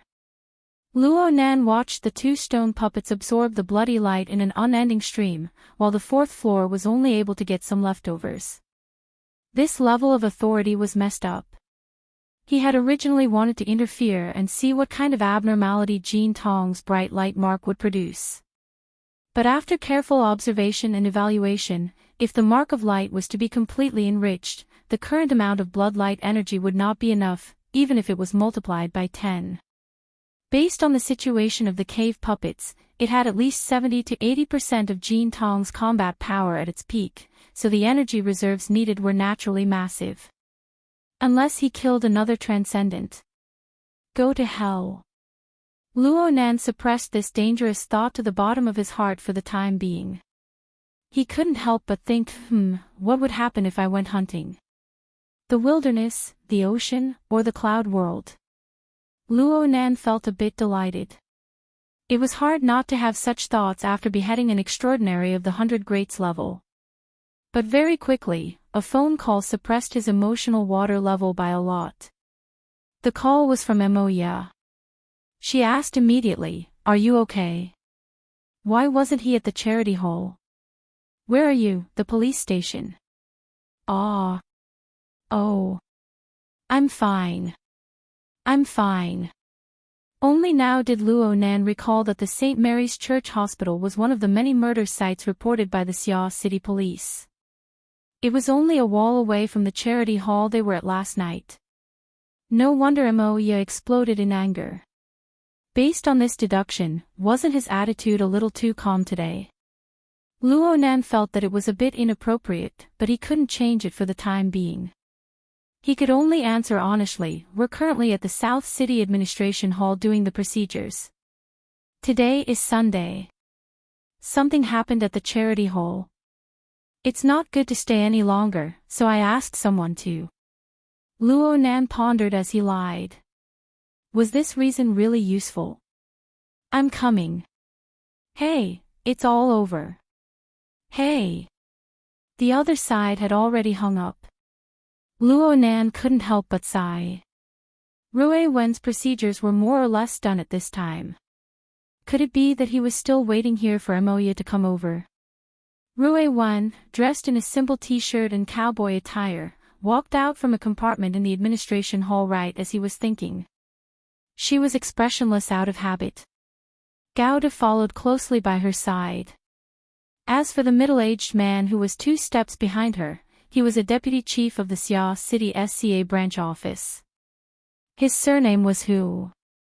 He had been requested by He Yuan to be appointed by the Xia City SCA branch office. He had rushed over specifically to help with the relevant business. As a high-ranking member of the SCA, this deputy chief who possessed a clearer understanding of the inner world. His information was updated quite promptly, and he didn't lack the proper attitude. Perhaps it was because of this that he was selected by the bureau to come over. Look at his expression. In any case, it wasn't natural. After all, the previous person in charge of this business, the person who had arranged for Luo Nan's group to be sent to the St. Mary's Charity Hall, was currently in the police freezer with his 9 companions, waiting to be cremated. Quantum Corporation was responsible for all funeral expenses. Spending people's money. Helping people block disasters. It was nothing more than this. Ruiwen didn't say a word. She walked to Luo Nan's side and stood there quietly. Whether it was the SCA's deputy chief or Chinikuan and Gouda, who were responsible for Luo Nan and Ruiwen's safety, none of them discovered that this thin, quiet, stunted girl had disappeared for 3 seconds half an hour ago. She had floated back after killing an extraordinary. In reality, even though Luo Nan had seen everything from start to finish and had even helped guide and locate her, he was still in a dream right now. Luo Nan smiled at Ruiwen and bowed to express his thanks to Deputy Chief Hu. "Thank you, Chief Hu, for your help." He just spoke a few simple words of courtesy. He didn't really understand much else. Luckily, Deputy Chief Hu was quite slick. He chuckled and said, "You're welcome. You're welcome." According to Mr. Luo's request, this child's relationship has been transferred to the Forest Wall District's Lawn Town Welfare Institute. Both sides are fine. Once the procedures are completed, we can handle the adoption procedures. Deputy Chief Hu was clearly playing dumb. He did his best to distance himself from the 16 billion or 0.02%. He did his best to control his gaze and not meet Ruiwen's. Luo Nan was well aware of this, but he ignored it. The so-called Lawn Town Welfare Institute was the one overseen by the Dean of Myriad Pagoda. Luo Nan had Ruiwen transfer her relationship there because this was the only place Luo Nan knew of. The Xia City branch didn't have a similar organization, so it was inconvenient to operate. Of course, it was just in name. Luo Nan would still keep Ruiwen by his side in the future. He couldn't let her go to the Welfare Institute. Luo Nan had a very good impression of the Dean of Myriad Pagoda, but this was a terrifying temptation on the level of 16 billion. Using unnecessary tests to measure a person's heart was really a very unnecessary and foolish action. Luo Nan had already notified the Dean of Myriad Pagoda before this. He would soon start the adoption procedures for Ruiwen. It was just that it was impossible for him to do this with his age. He needed to obtain the consent of his aunt and uncle. Moya had left last night in order to get some information. He just didn't know what the results were. Luo Nan's mind wandered a bit as he thought about it. He was destined to be absolutely not a good person to chat with. He easily turned the topic cold. Deputy Chief Hu's mood was a bit complicated. He wanted to stay far away from Luo Nan due to his safety instincts, but he also wanted to befriend Luo Nan. Luo Nan pressed his ear while he was in a dilemma. "Excuse me. I need to take a call." Deputy Chief Hu hurriedly said, "Just do what you need to do." Luo Nan nodded toward him and connected to the hex ear. Papercut was contacting him through voice. Papercut first asked about Ruiwen's situation in the beginning, and Luo Nan didn't hide anything from him. Papercut was a bit shocked. "You're really going to adopt her? They're putting all the pressure on you." "There's no difference. It's just a matter of time." Luo Nan already had a realization. A huge business deal of 16 billion would make the vast majority of people in the world go crazy. Those greedy people would be like mad dogs, searching for any opportunity to take a bite. Then they would bite down without letting go. Once Luo Nan stood on the stage, even if it was just his silhouette, he would be picked up by them sooner or later. Hiding, concealing, shifting, and the like would no longer have any meaning in the future. He would no longer have any fate with the so-called low profile. Luo Nan chatted for a bit and suddenly felt strange. "Brother Papercut, you're quite well informed. I just finished the procedures over here." Papercut laughed. "I'm with Dean Wan. Are you coming over in a bit? Ha! What's up? Luo Nan really didn't have this plan today. He had already made an appointment with He Yueyin. Once Rui Wen's matters were settled, they would seriously discuss the security upgrade plan for him, Rui Wen, and his family. However, it felt quite strange for Papercut, who had nothing to do with Dean Wan, to appear at the orphanage. Papercut went straight to the point when Luo Nan asked, "It's because of the matter with old Jai. His situation is a bit strange right now. Can you come over and take a look?" Worker Jai. That's right. I heard that not long after you left last night, he seemed to have thought of something. He stayed outside in the rain for an entire night, ignoring everyone. It was that kid, Di Weiwu, who called me. Papercut sent Luo Nan a video. Luo Nan skimmed it a few times, but he didn't actually watch it seriously. This was because he could observe things through a more intuitive form. His thoughts stirred, and he followed the outline of the soul cloak. He crossed a distance of nearly 100 kilometers and arrived at the Orchid Town Orphanage in the Forest Wall district. At this moment, Worker Jai was not in the orphanage. Instead, he was sitting by the roadside outside. There was a relatively regular stone under his butt, and his body was like a statue as he stared blankly at the freezing rain that was falling from the gaps between the buildings. In front of Worker Jai, the abandoned driveway that ran through the River Wu district, Forest Wall district, and Trigate district was already covered in thin ice. The bandits on the road had also quietened down. Luo Nan frowned as he observed Worker Jai for a moment. His initial judgment was that Worker Jai was in a state that seemed to be calm yet wasn't. It was a bit like an epiphany. The breadth and depth of Worker Jai's processing of information should have increased. Dean Wan and I both feel that old Jai has entered some sort of state of enlightenment. However, it's hard to say what he's comprehending. This is a matter of the spiritual domain. You're an expert and you've been close to Jai Yunqing recently. Do you have any guesses? When did I become an expert? Luo Nan shook his head. Actually, he already had a general understanding of what was going on. Moreover, he could solve the problem right now. However, doing this would be too shocking, and it might expose his trump card. I'd better go there.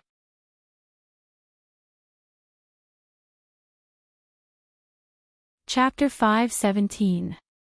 Moya, you must have been racing. Luo Nan looked at the time.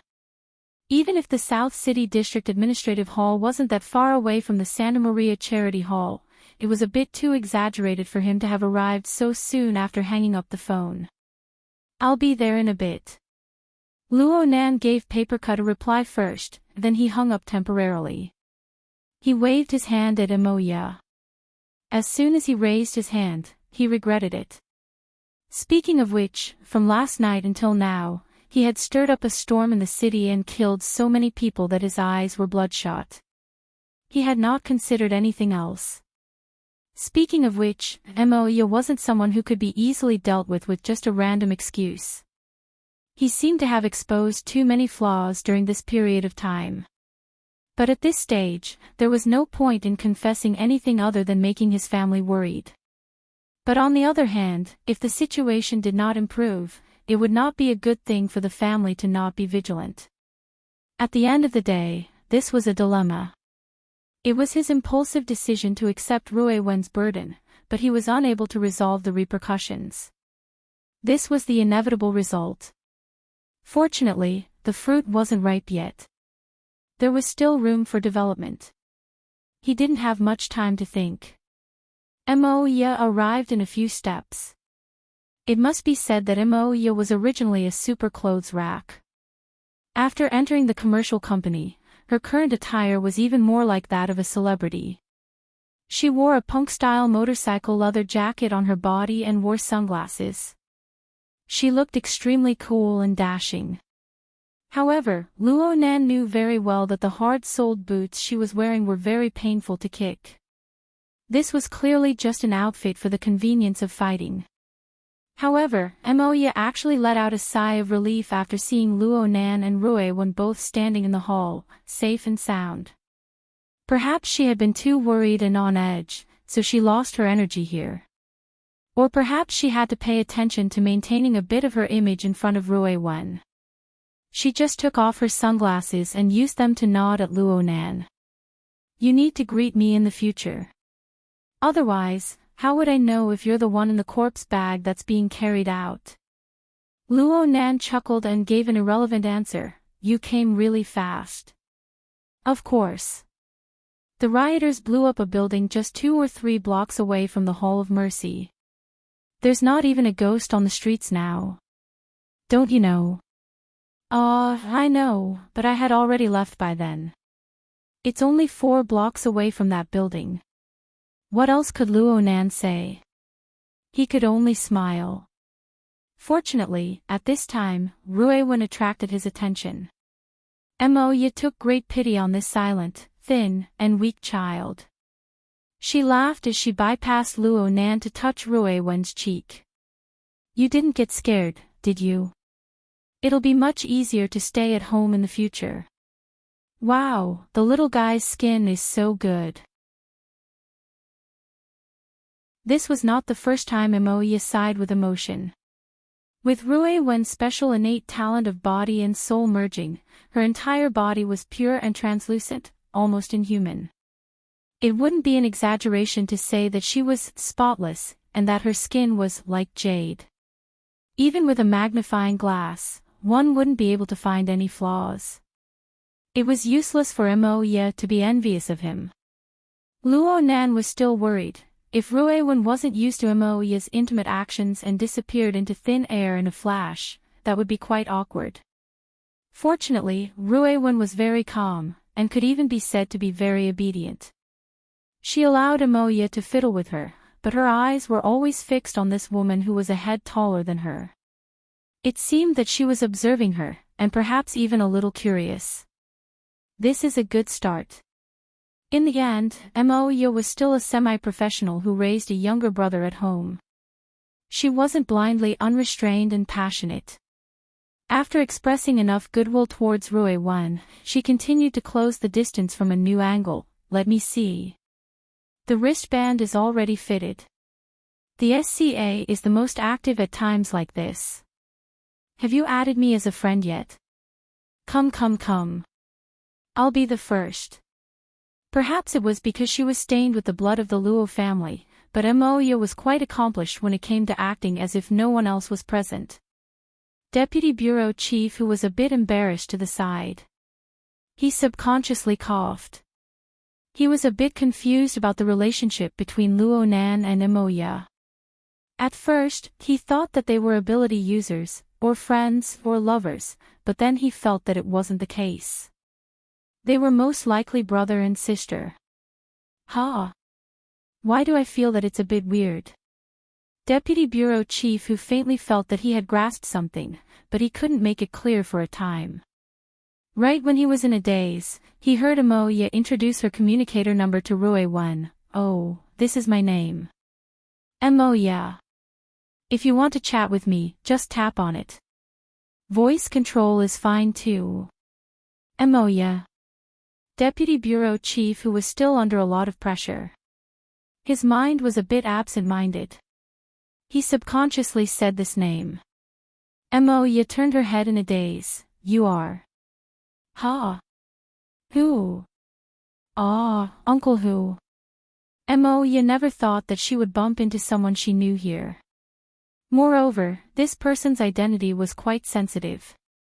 She was also stunned for a moment. Fortunately, she reacted quickly.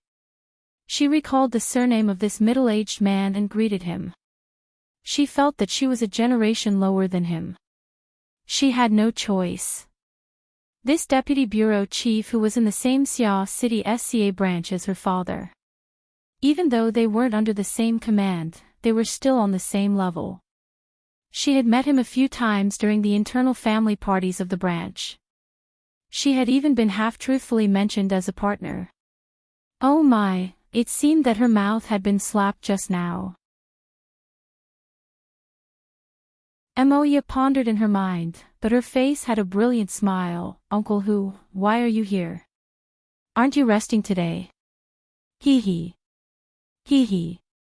Deputy Bureau Chief Hu only knew how to laugh dryly for a time. His mind was a bit muddled in that instant. He looked at Emoya, then he looked at Luonan. Finally, through a certain nerve in his brain, he connected the two domains that didn't belong to each other. He connected the two siblings before him together. Bullshit authority of the inner world. Within a second, Deputy Bureau Chief Hu had cordially greeted the 18 generations of the ancestors of a certain big shot in the system who had decided to isolate the authority information system of the secular world and the inner world. He had severed the mapping relationship. He had also given an important explanation on the family relationships of this big shot. Did the PR company of the inner world cheat on your wife? Otherwise, why would they come up with such an idea that would even clog up the Photoshop? In this moment, Deputy Bureau Chief Hu recalled the flying shuttle that crashed near the SCA office building this morning. Extending his line of thought a bit further, he suddenly had a reasonable explanation for the 4 unidentified deaths in the machine-operated cafeteria of the Bible Corporation, the wife of a certain high-ranking employee of their branch. Of course, he would never forget that the entire leadership had worked overtime and been on standby since last night. They had quickly pulled out a long death list. What was even more bullshit was that they couldn't do anything under the influence of powerful figures in the military and government. Deputy Bureau Chief Hu's originally pale face faded even more. He noticed that Emoya's gaze had already turned a bit doubtful. And the expression of that damned ancestor next to her was a bit unkind. What the hell was this? Ah! Deputy Bureau Chief Hu used his decades of ruthless work experience to instantly deduce the most likely relationship state between this pair of siblings and their family. Then a smile blossomed on his face. Oh. It really is you, Emoya. You're a big star now. Then this is the one from the Hai Hang family. He was a bit at a loss for words for a time. Luckily, he quickly pulled back his mask and turned his gaze to Luonan. He continued to chuckle. So it's the child of the Hai Hang family. I remember that you're my nephew, right? We've met before, but you were too young back then. You were also very shy. I didn't recognize you at all today. If I had known about this relationship earlier, I wouldn't have needed Mr. Gao to introduce me. You could have just told Hai Hang to let me know. Luonan blinked and put on a smile. I'm sorry, Uncle Hu. I'm sorry about what happened just now. I was young back then, so I didn't remember it clearly. I didn't dare greet you. The two began to chuckle together. The atmosphere was quite harmonious. However, Emoya's gaze cut back and forth between the two's faces a few times. Her meaning was very clear. Are you King kidding me? It must be said that Deputy Chief Hu was a veteran actor. This bit of improvisation shouldn't have been a problem for him. However, his condition today really wasn't that great. His performance was a bit stiff. As for Luonan, there was no need to even mention him. Deputy Chief Hu also knew that saying too much would only lead to more mistakes. He puffed out his belly and laughed. The matter has been settled. We've gotten to know each other again. Originally, I should be treating you guys to a meal as an elder. Oh, the timing isn't right. I still have some things to do over there. I'll find some time later. Having said this, he braced himself and revealed a smile towards the legendary 2000s of a girl. This little fellow is quite clever. Your family has gained another piece of good fortune. Hold on. If I say these words, won't someone think that I'm mocking him? Deputy Chief Hu felt that he already didn't know how to speak. Luckily, Emoya had a certain standard when it came to the ways of the world. She immediately smiled and bowed. This is all thanks to your help, Uncle Hu. My family will definitely hold a feast to thank you later. Please do come. Okay. Hee. deputy chief who made up his mind. He was going to leave Sia City right now. He was going to book a plane ticket immediately. It didn't matter where he was going. Even in a state of emergency, a leader should theoretically be on duty 24 hours a day. But wouldn't it be fine if he gave up his year-end bonus this year? Moya watched Deputy Chief who walk out of the administrative hall in a hurry. She gazed at Luo Nan, then her gaze swept over Chinikuan and Gouda. She suddenly smiled. Excellent. As the saying goes, a scholar who has been away for 3 days must be looked at in a new light. My boy, your current social circle is quite spectacular. Go back and tell Mom. She'll definitely be very happy. The corner of Luo Nan's eye twitched. I'm in high school after all. Moya lowered her voice a bit. Really? You've put down your previous work. You don't have any problems with your funds, right? Luo Nan was stupefied when faced with the biggest benefactor of his life. But he could only shake his head right now. He understood in his heart that it wouldn't be that easy to get through this time. Who knew that Moya would raise an eyebrow and change the topic? The procedures are done. Are you going home? Ah. I'm going to take Rue Wen to the orphanage to perfect the procedures. Do you want to come with me? Luo Nan took the initiative to invite her, but Moya unexpectedly refused. She put on her sunglasses and shook her head. I have a schedule tonight. I should go meet up. You guys just pay attention to your safety. No problem. The group of people walked out of the administrative hall like this. Moya had just bought a red sports car a few days ago. She smiled as she gave Rue Wen a light hug. Then she nodded goodbye to Chinikuan and Gouda before getting into the car. The car window slid down. Only now did she hook her hand at Luo Nan. Luo Nan walked forward and bent down to look at her. Moya's eyes stared over from behind her sunglasses. I've always believed that people without ideals are trash worse than dogs. But don't make me regret supporting you. Luo Nan was silent for a second before spitting out a word, I won't. Her voice was faint, but it was clear and distinct within the classic rumbling noise of the sports car's engine.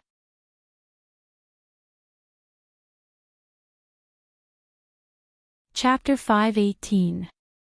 The jeep started moving. It first headed south, circled around the Huanhai Highway, and headed toward the Western Forest Wall District. Luo Nan received Moya's reminder in the car. He gave his aunt a call. The outside world was in a state of chaos. He had to report that he was safe no matter what. The call didn't last long. It ended after a minute or two. Everything was normal on the phone, but Luo Nan couldn't help but stroke his brows. He didn't know when his brows had become knotted.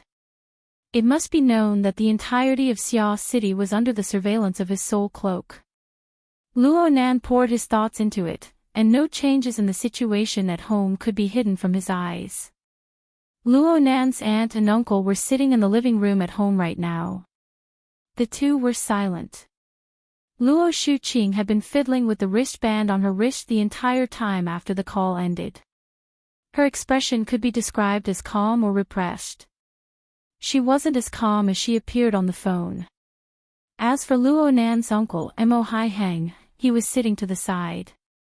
He was hugging his stupid, black, and thick mobile workstation, operating it. He even had an electronic cigarette in his mouth. Steam rose, and it made a sizzling sound. This scene made Luo Nan think of the time when he eavesdropped on Luo Nan's uncle and aunt's conversation. They, and Moya.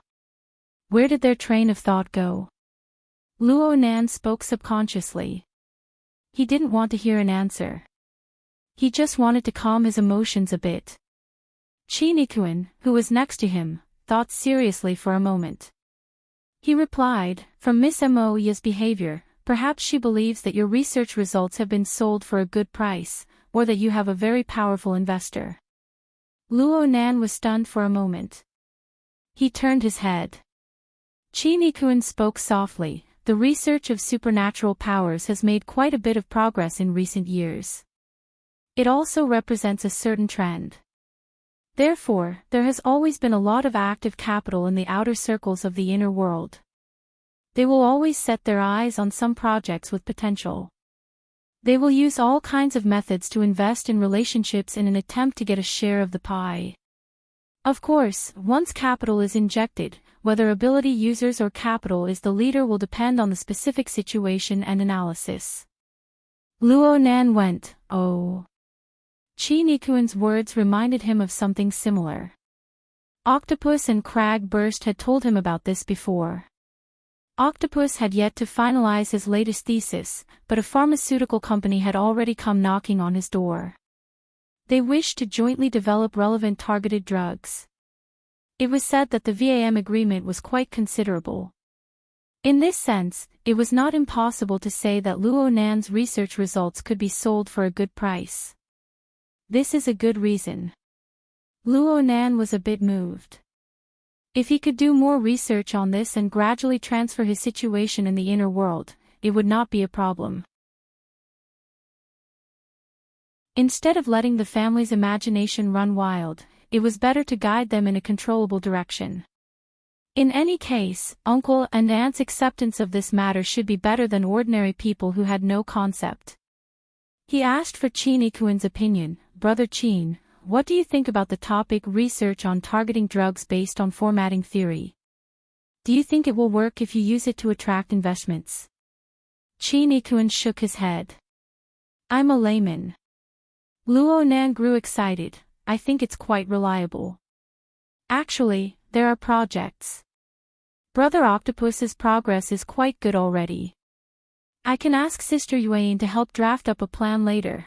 As Luo Nan's accumulated power was released layer by layer and soared all the way, he already possessed a prominent position in the inner world. He also possessed the corresponding right to speak. All right. Perhaps it was his companions at the Xia City branch who were flattering him. But Luo Nan felt that the matter of pushing out a genuine formatting theory and giving his grandfather a proper name could be put on the agenda in the near future. Formatting theory itself had all sorts of problems. Yuan had warned that formatting theory deviated greatly from the mainstream research direction of the world.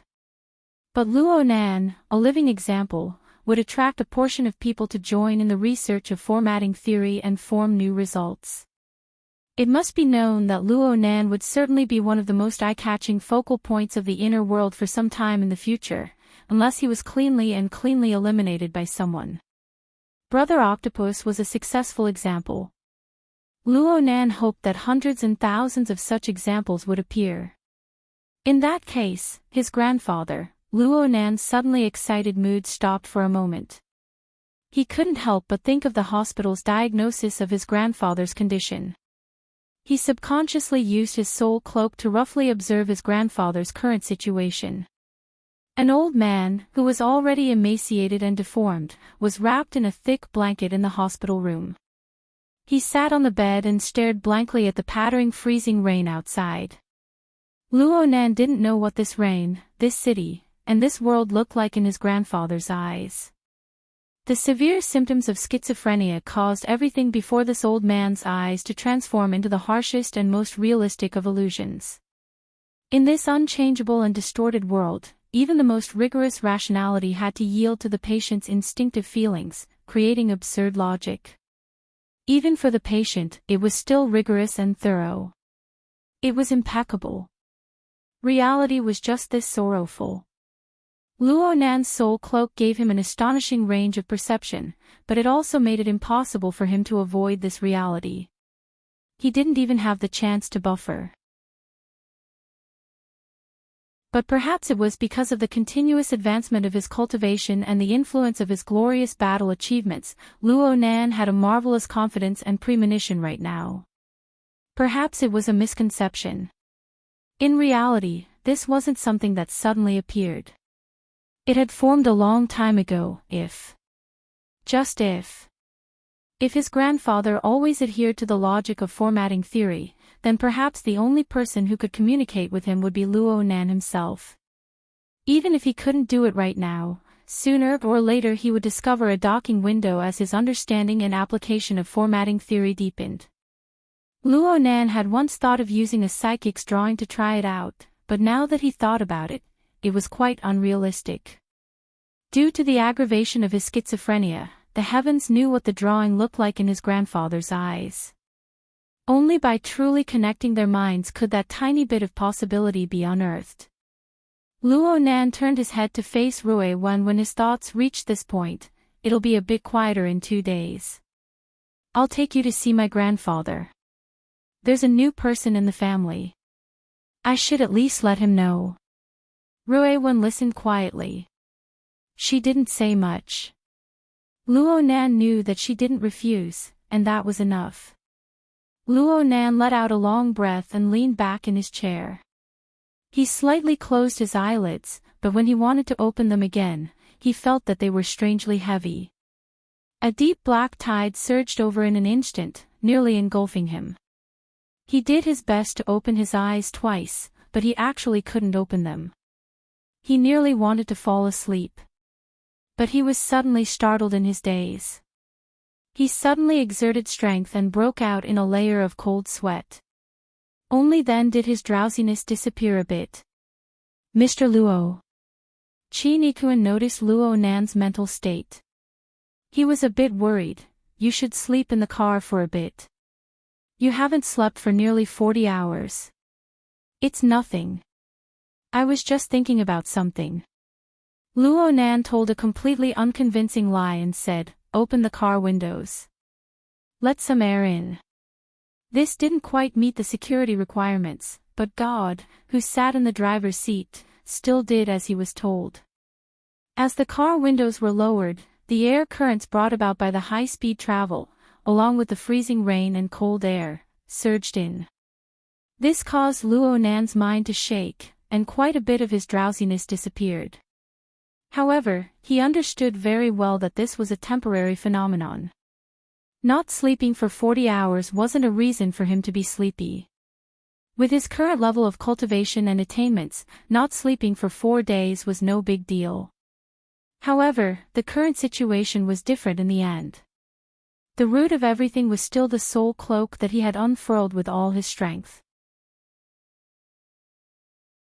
From Luo Nan's perspective, as long as the large production line of his closed system operated endlessly, the area covered by the soul cloak could endlessly expand outwards. The area covered by the soul cloak had already been pushed out nearly 600 kilometers, not counting the area on land. Moreover, it showed no signs of stopping. It was because of this that Luo Nan was able to accurately lock onto Jin Tong's position within the boundless ocean. He set up an ambush and killed this heavily injured extraordinary in the shortest amount of time possible. But the matter of expanding the range was the natural result of his closed system and his special interference method. It was just like stuffing things into a hard drive. The framework was there. It was a matter of course. Anyone could do it. However, to sort out a logic that ran through everything from beginning to end within a hard drive that was crammed full of information, and to perform efficient calculations in a timely manner, the difficulty had risen by more than a single level. In the cloud world, the range of Luo Nan's soul cloak's expansion was much vaster than in the cloud world. It was just that the environment there was relatively monotonous and the targets were limited. There was no need for any calculations at all. But in Xia City, he needed to sort out and quickly process all sorts of information within this vast region. This included, but was not limited to, 20 transportation layers, 24 administrative districts, several dozen professional employment organizations, over 100 dangerous targets from the inner world, and countless dangerous nodes and locations. After all, no one knew when or how a fatal crisis would befall him or any of his loved ones. Luo Nan undoubtedly felt guilty for creating such a situation. This was no longer just a problem of energy and ability. It also included straightforward pressure and suppression. Luo Nan thought about the matters of his loved ones in his mind. A considerable portion of them were precisely the deformed embodiment of this pressure. Right now, the pressure was as great as a mountain, and the exhaustion of his mental strength was severe. But he needed to maintain a calm demeanor in front of others, especially Rui Wen. Otherwise, how could he display the responsibility he should have? However, these days could not continue for too long. Luo Nan intentionally diverted his attention in order to avoid being assaulted by his fatigue once more. His eyeballs swiveled, and his gaze stopped at the front control screen. A video program was playing there. God had turned it on after getting in the car. God and Chinikuin were both professionals. Their professional standards were extremely high. Normally, when they were driving and executing missions, they would not be distracted by other matters. But right now, they were paying attention to this program because it was relatively sensitive and closely related to the mission. Right now, the program was displaying a certain region in the outer seas of Xiao City. The Hill of Bones was floating on the surface of the sea. Luo Nan had nothing to say. Is Shanji still broadcasting live? Chinikuin answered, right now she's only providing the live footage. The main point is still the analysis of the experts. God increased the volume of the program as he spoke, and he transmitted the image to the audio and video system in the back seats. Without the stimulating, immersive scene, the appeal of Zhangji's live broadcast would drop by over half. Right now, they were faced with this extremely topical topic, but there was no straightforward answer to the Hill of Bones. It was the turn of the experts from all walks of life to step onto the stage and display their talent for nonsense. It was reasonable to say that the most important question was who created the Hill of Bones. However, a large portion of the energy of the experts from all walks of life wasn't focused on this. Instead, they were focused on the accumulating gold beneath the Hill of Bones. This dual-purpose ship possessed a very strong symbolic significance. Especially when the search work continued. More and more corpses and remains of the members of the 5 metal hunting group were found in the surrounding seas. The topic of discussion inevitably pointed towards a most crucial point. The 5 metal hunting group was nearly completely annihilated. This was something that could already be confirmed. But had the true soul of the group, Jin Tong, already melted into this Hill of Bones? Not even his bones remained. Or did he rely on the inconceivable abilities of extraordinaries to avoid death? Whether he lived or died, whether he survived or perished. This determined the nature of this matter. Aside from this, even if the number of people who died was multiplied by 10, it still wouldn't have any decisive significance. And for the Xiao City branch, the focus of their attention was different. Chinikuin spoke in a low voice, looking at the intelligence from the various airlines and various internal transportation points. I'm afraid that there will be a large number of people entering the country in the next few days. The intimidation generated by this live broadcast is lower than we expected.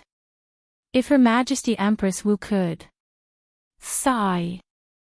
Chinikuin felt that it was useless to say anything more when he spoke to this point. He shook his head and shut his mouth. However, Luo Nan already understood what Chinikuin meant. He shook his head as well, but the meaning behind Chinikuin's words was quite different. 16 billion. 2 out of 1,000. The vast majority of people will be tempted. But the ones who are tempted and have the power to act will always be a small portion. Chinikuin found Luo Nan's words strange. The problem is that since these people have the power to act, they won't easily let go. If we can't stop this momentum, then it can only prove that we haven't killed enough of these fellows with the power to act. Chinikuin was speechless. Luo Nan's eyelids trembled slightly. He was still restrained by his drowsiness. His voice was a bit indistinct. A few days ago, I participated in Charlie and Tian Lai's funerals. I thought through a problem. Since we are all part of a large network of social relationships, a certain lack will cause discomfort. People will habitually make an issue out of this network. Those people treat me like this.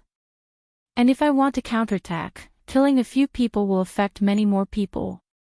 I will be exhausted from running for my life in the future. Brother Chin, don't you think this makes sense? Chi Nikuen was unable to respond. God looked over through the rearview mirror. This young genius in the eye of the storm. Has he finally revealed his worry? Luo Nan's drooping eyelids covered his pupils. It was impossible to see what he was thinking in the end. On the program, the rather die-hard faction and the rather lively faction were still arguing. If they could fight, the two sides would certainly beat the brains out of each other. Luo Nan could only think in this clamorous and lively atmosphere. Fortunately, there is a phenomenon in this world. It's called, birds of a feather flock together. The freezing rain fell without end. The infrastructure of the high-altitude stratum was good, but it was indifferent to this. However, the feeling of watching the rolling muddy water form a line in the recycling stratum as it fell from the sky wasn't that wonderful. According to statistics, 14 of the 24 administrative districts of Xia City possessed the recycling stratum. The Western City District and the 4 satellite cities had the most recycling stratum. This was because these places were the gates to the wilderness. They were also the sewage outlets that poured out the city's garbage, in various senses. At the same time, they were also the flow points of Grey Capital. Setting up a welfare home here was actually a very subtle matter. It was very easy for people to misunderstand. Those who knew the ropes would ask what the code of the dark web was.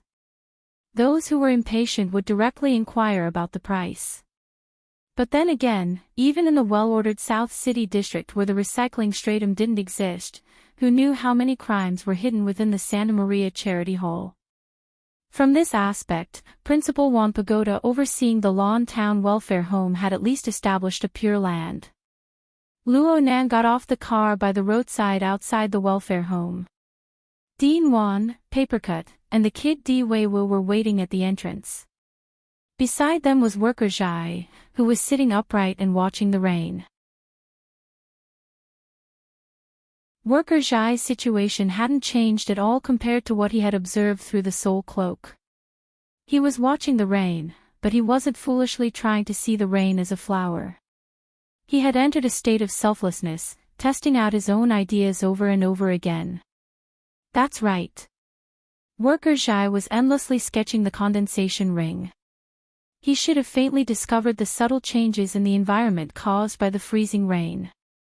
He hoped to borrow the interference scene constructed by the soul cloak to seize the opportunity to complete the condensation ring project. After all, the water molecules were sufficiently interfered with. They were exceptionally lively.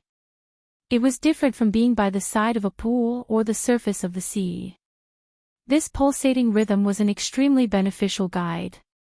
Actually, the success rate of worker Zhai's telepathic drawing was already extremely high. Occasionally, droplets of water would fly through the curtain of rain, showing the results of his hard work. However, these works were lacking by a thread compared to the semi-permanent structure Luo Nan spoke of, a stable carrier that carried the wonders of the interference between the mental and the material. This thread of difference was the most torturous. Since Luo Nan was the one who proposed the cultivation plan, he naturally had his own thoughts when faced with this situation. However, Papercut and Principal Juan Pagoda were both present, so he didn't act rashly. Instead, he asked for their opinions. The model you spoke of is reliable in theory, but it's lacking by a bit. Papercut also saw the doorway.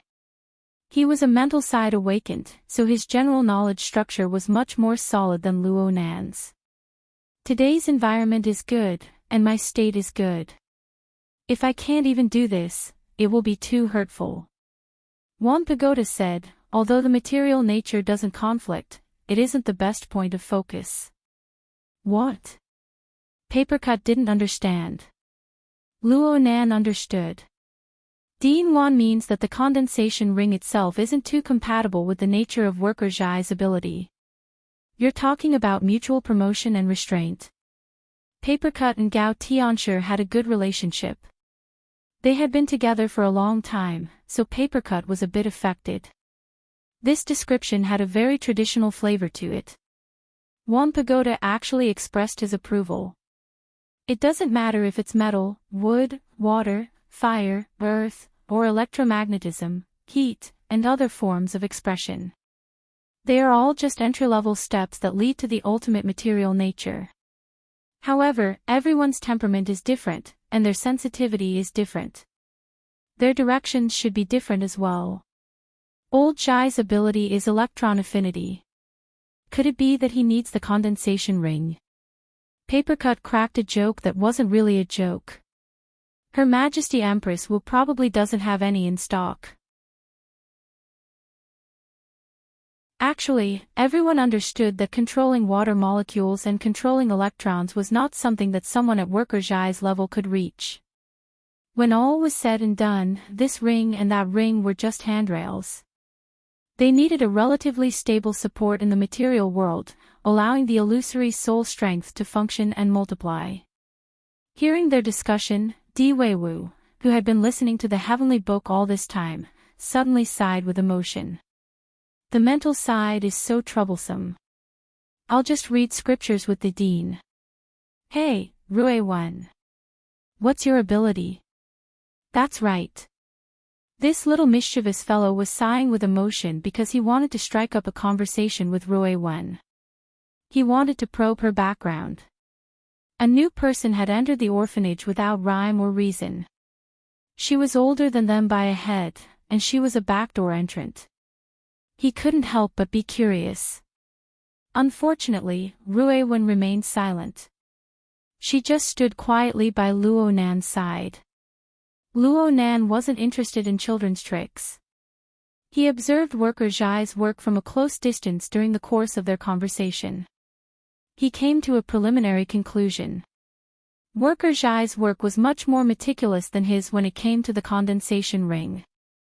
The overall structure outlined by Worker Jai's soul strength manifested the rigor and precision of engineering drawings. Luo Nan could see that Worker Jai's outline seemed to divide the condensation ring structure into many fulcrums and boundaries. Worker Jai broke it down into blocks and steps that could be pieced together. Luo Nan was enlightened as he watched for a long time.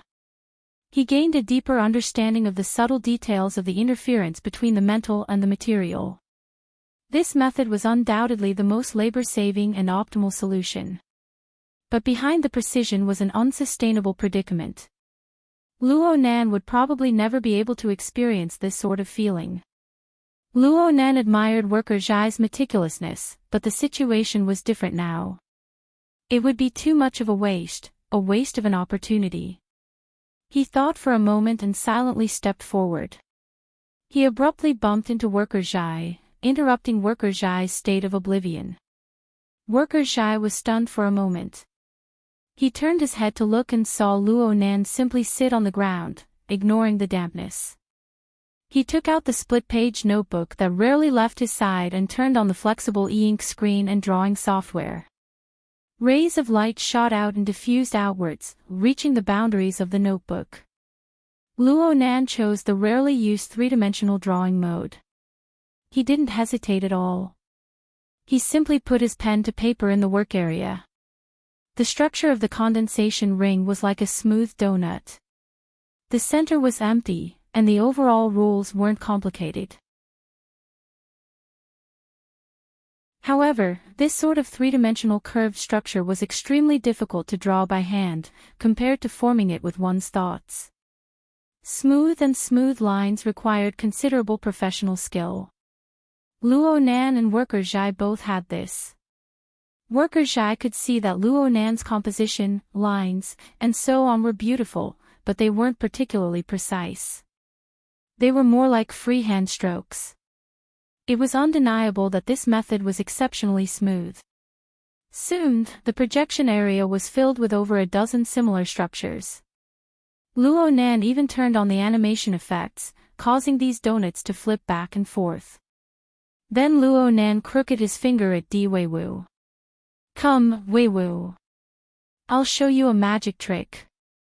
Ha! Blow on these donuts. There'll be a surprise. Are you trying to coax a child? If you don't come, I'll have your sister Rui one blow. TCH. Ah, sister. Di Weiwu was shocked. This was a situation he never imagined. He instinctively looked at Rui Wen's chest.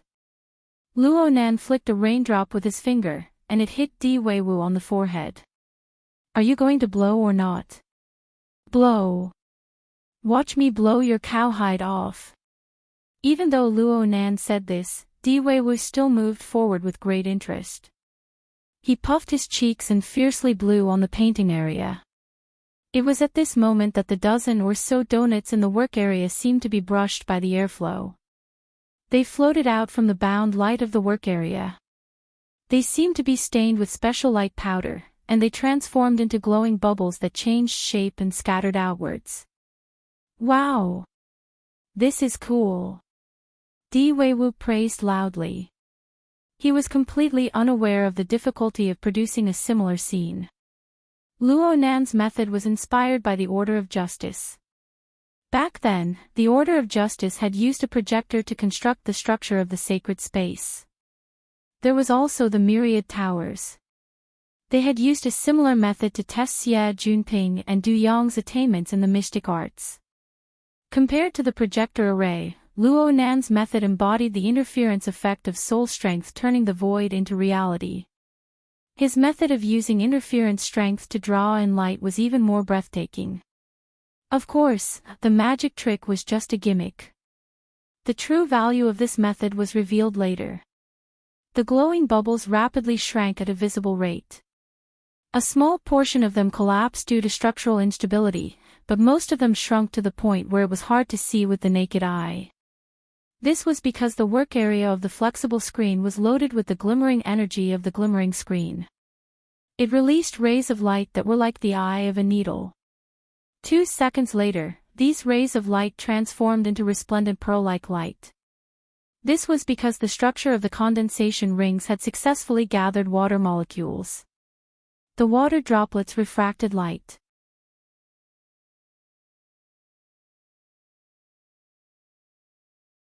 Chapter 5:19.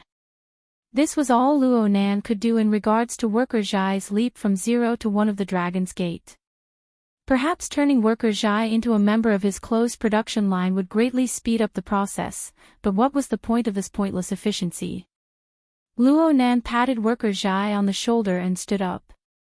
After a slight hesitation, she stuffed the notebook in her hands into his hands. Perhaps the randomness of pure craftsmanship would help Worker Zhai struggle out of his excessive pursuit of precision. Worker Zhai raised his head and smiled at Luo Nan. He was not polite. He picked up the digital pen and began to draw up and down in the working area of the drawing software.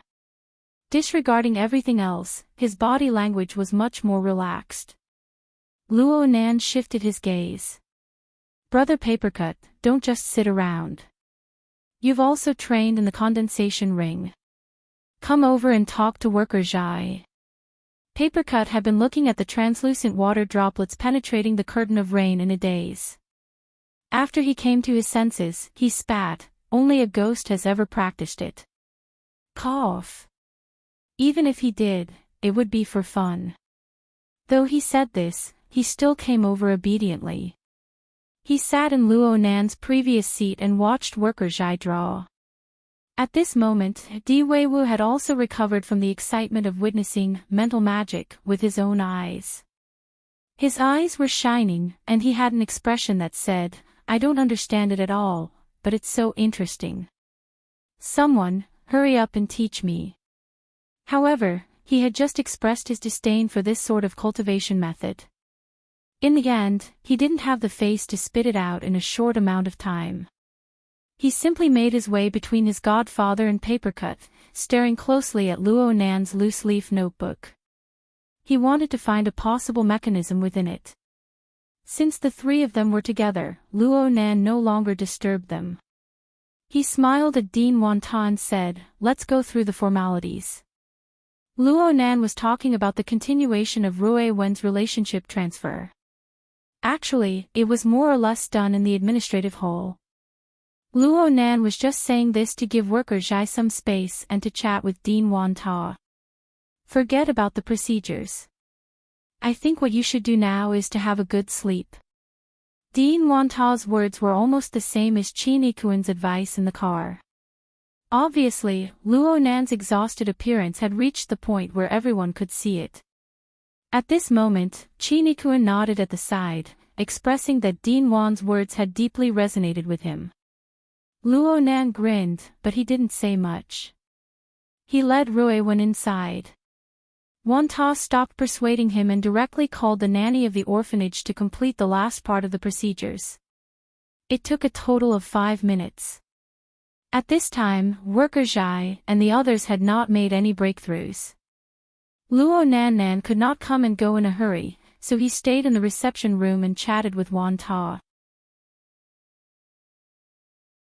Rui Wen sat quietly by Luo Nan's side. Qin Yikuan wandered around the room, appreciating the first-rate design effects. Luo Nan could not help but let out a yawn in the time it took to say a few words. A black tide surged before his eyes, and his mind grew more and more absent-minded. Just now, when he had helped worker Zhai change his train of thought, he had boosted his spirit and gotten a little excited. Now that the excitement had passed, he felt even more tired. The Dean of Myriad Pagoda was making tea for Luo Nan and the others. She said leisurely when she saw this, forcibly going against the nature of matter is never pleasant. With such a heavy burden on you right now, once you suffer a backlash, the consequences will be even more serious. Luo Nan's eyelids twitched when he heard this, but he didn't completely open them in the end. It was also Wan Ta's fault. The reception room he designed had maximized the livability and comfort factor. Sitting on the old sofa, one's body would feel soft and unconsciously relaxed. But now was absolutely not the time for him to relax. He couldn't sleep no matter what. Right now, the entire world was watching Xia City. Countless ability users were rushing over. Since it was unknown whether Jin Tong was alive or dead, these people held quite a bit of wishful thinking. The more wishful thinking they were, the more dangerous it was. Luo Nan knew that he was walking on a tightrope, but he believed that his limit was far from being reached. Wait a bit more. Wait a bit more. Wait until a sufficient number of people came in, and they entered this large net woven by the freezing rain. The hexier vibrated slightly, and Luo Nan's telepathy swept over. He was dazed for a moment before he confirmed the relevant information. It was the OK hand signal sent by the octopus. Luo Nan responded, "Thanks. I'll go get it from you in a bit. Don't forget that this is Shangding." This short sentence displayed the grief and indignation of the researchers who had been forcibly transferred. Luo Nan laughed for a moment. Only then did he hear Wan Ta's voice enter his ears. The sensitivity of nerve cells to information will decrease under a state of suppression. If something goes wrong right now, it will be very hard for you to react. This isn't decided by the range of your senses. Luo Nan quivered. His eyelids completely opened as he looked at Wan Ta. This sentence was much more straightforward than the previous one. This leader of the Order of Creators clearly had a certain understanding of the current state of affairs. Moreover, he was aware of a deeper level of information. Luo Nan looked at Wan Ta. Qin Yikuan, who had turned to the corner of the reception room, cast a stunned gaze toward Luo Nan. The bodyguard also heard some clues from Wan Ta's words, but he still didn't dare to make a rash judgment. Wan Ta noticed the change in Qin Yikuan's expression. His brows slightly furrowed. Only now did he realize that Luo Nan's actions were actually hidden from even his own bodyguard. His previous words were a bit careless. Luo Nan laughed and sighed at this time. This is a helpless move. However, even you, Dean Wan, know about it. The speed at which news spreads is truly beyond imagination. Wan Ta laughed when he saw that Luo Nan didn't care. But his following words were a bit more conservative, the Starry Sky Club is the outer circle of the inner world. Relevant missions have indeed been posted. Especially this morning.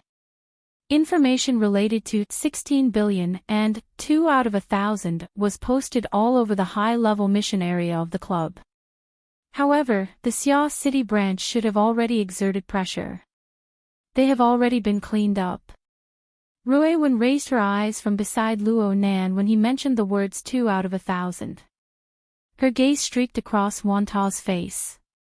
It was like an incorporeal strike that tore apart the light in the room. Then everything returned to normal. Wanta was a bit startled. Luo Nan followed up with a topic, only on the surface, right? Yes, that's right. There should still be people on the internal dark network. People have sent out employment invitations to religious people like me. Wanta was magnanimous. He only treated this information as a topic of conversation. It could also be considered a reminder. Luo Nan actually already had a relevant concept.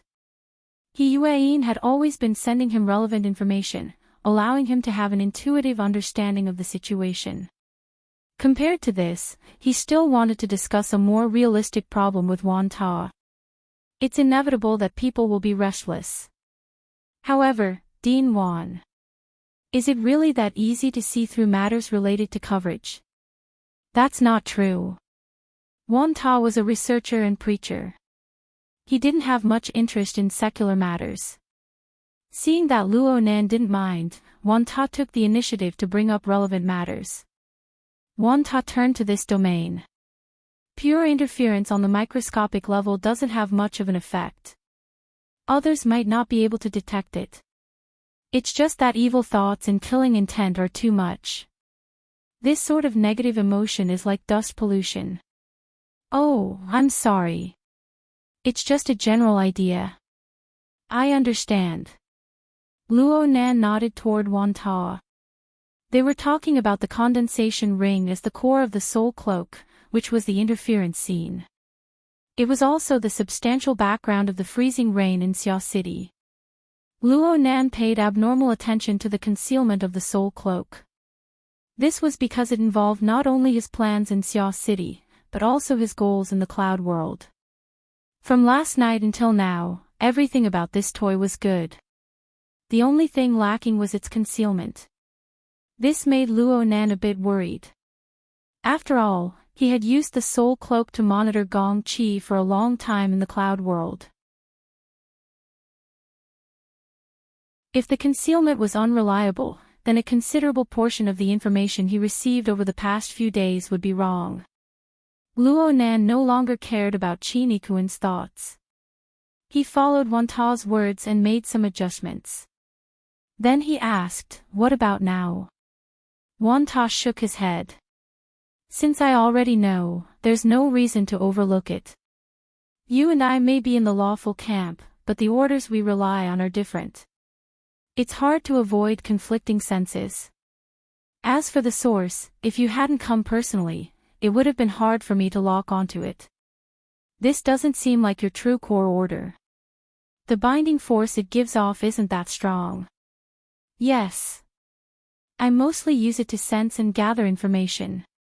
Luo Nan was a bit disappointed with the concealment of the soul cloak, but he had no other choice. He could only pay attention to it in the future. Then he sighed with emotion. It's convenient to use, but the pressure is a bit great. Luo Nan remembered what Peony had said to him during the incident at the municipal plaza. It was an enormous challenge for any psychic ability user to gather information from several 100,000 people at once. A bad move might even result in a backlash. Back then, Luo Nan used his unique clairvoyance mode to greatly reduce the relevant information. He extracted the essentials of the information and resolved this problem. The range of Luo Nan's mental senses, supported by the soul cloak, no longer covered the municipal plaza. It covered the vast expanse of Xia City and its surrounding regions.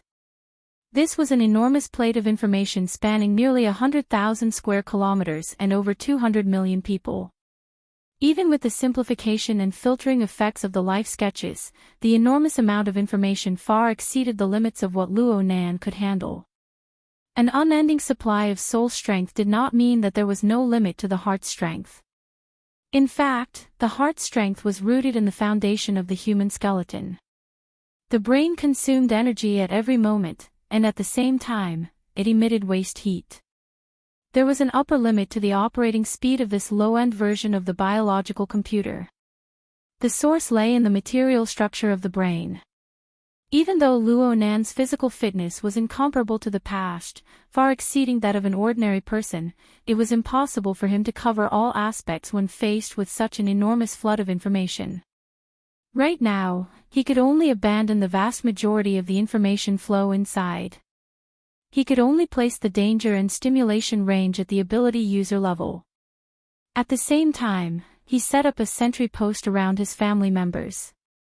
This sort of defensive measure was enough to guard against enemies like Jin Tong and the 5 Metal Hunting Group, who were accustomed to using extraordinary powers. However, He Yuan also gave him a warning.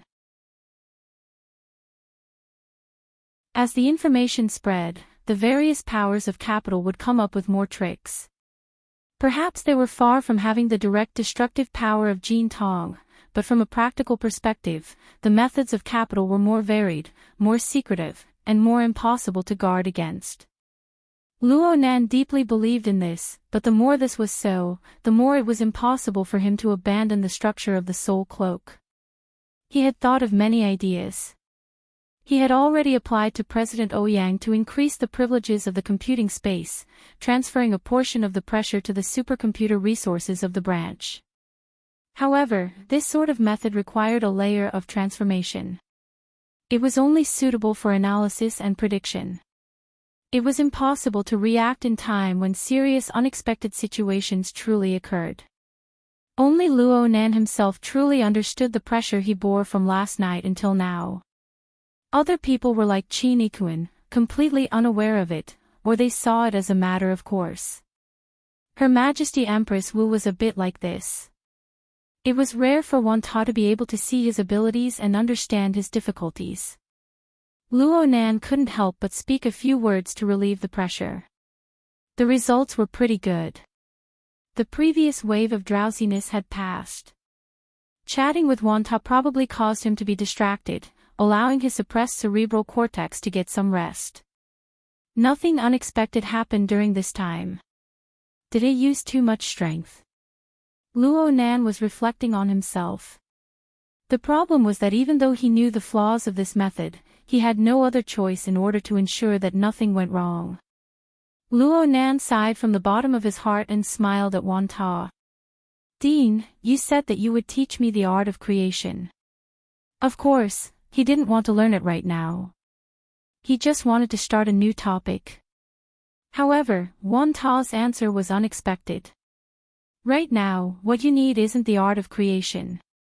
Wan Ta was silent for a full 5 seconds when he spoke to this point. Then he spoke softly. "Are you interested in overall planning?" Overall planning. Luo Nan subconsciously sat up straight. Though it wasn't a proper noun, its meaning was very clear when placed in the context of Wan Ta. This wasn't the first time he heard of it. Wan Ta was a bit surprised to see Luo Nan's reaction. "You know about it?" "Oh, Junping told you about it."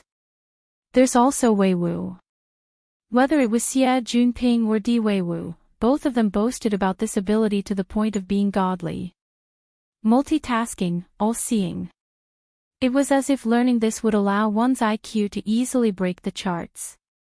Speaking of which, if there was a drug that could increase one's IQ, no, it could increase one's information processing ability, placed before Luo Nan's eyes, he would definitely swallow it in one gulp no matter what side effects it had. Therefore, Luo Nan's heart palpitated with excitement even though Wan Ta was just talking about it. But soon, he straightened out his attitude. After all, Xie Junping had said that if he wanted to reach the level of overall planning, he would need to go through 5 or 6 stages and spend 3 to 5 years of time. Even if the method was impressive, the threshold of time was there. It was useless if he couldn't cross it. Luo Nan laughed. My math grades are only average.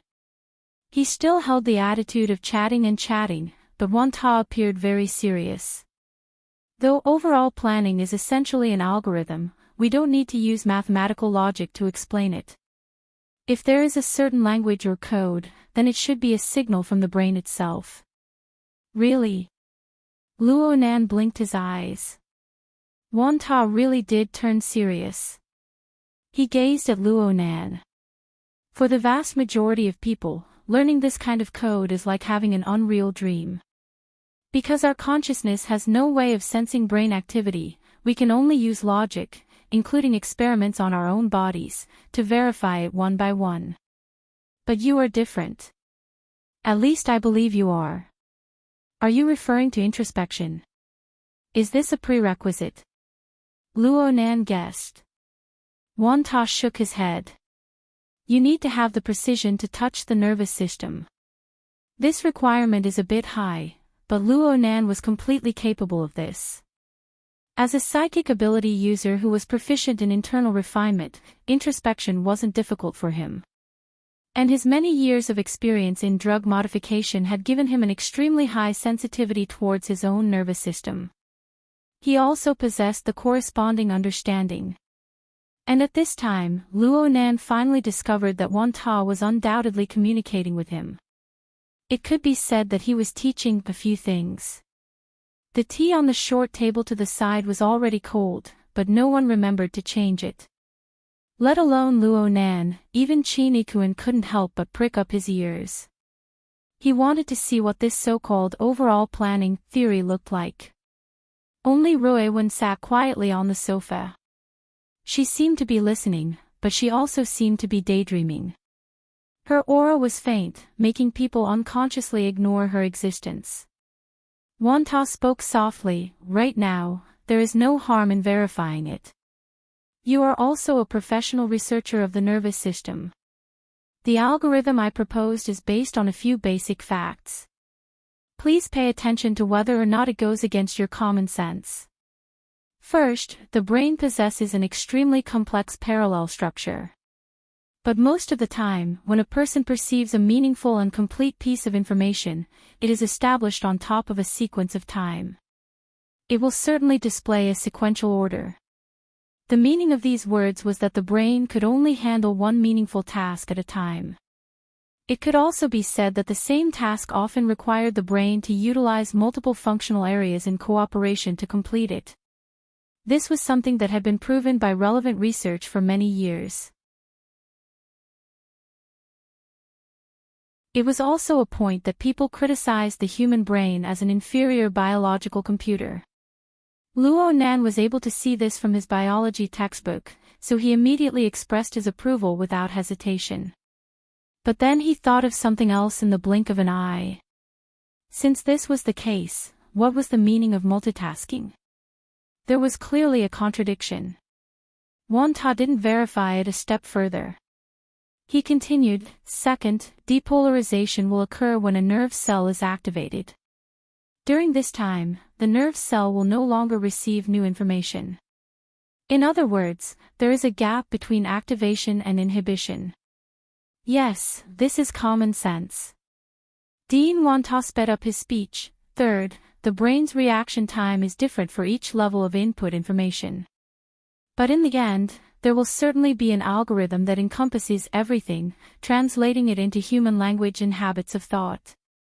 Fourth, the integration and calculation process of external information mostly occurs in the deep waters that humans are unable to perceive.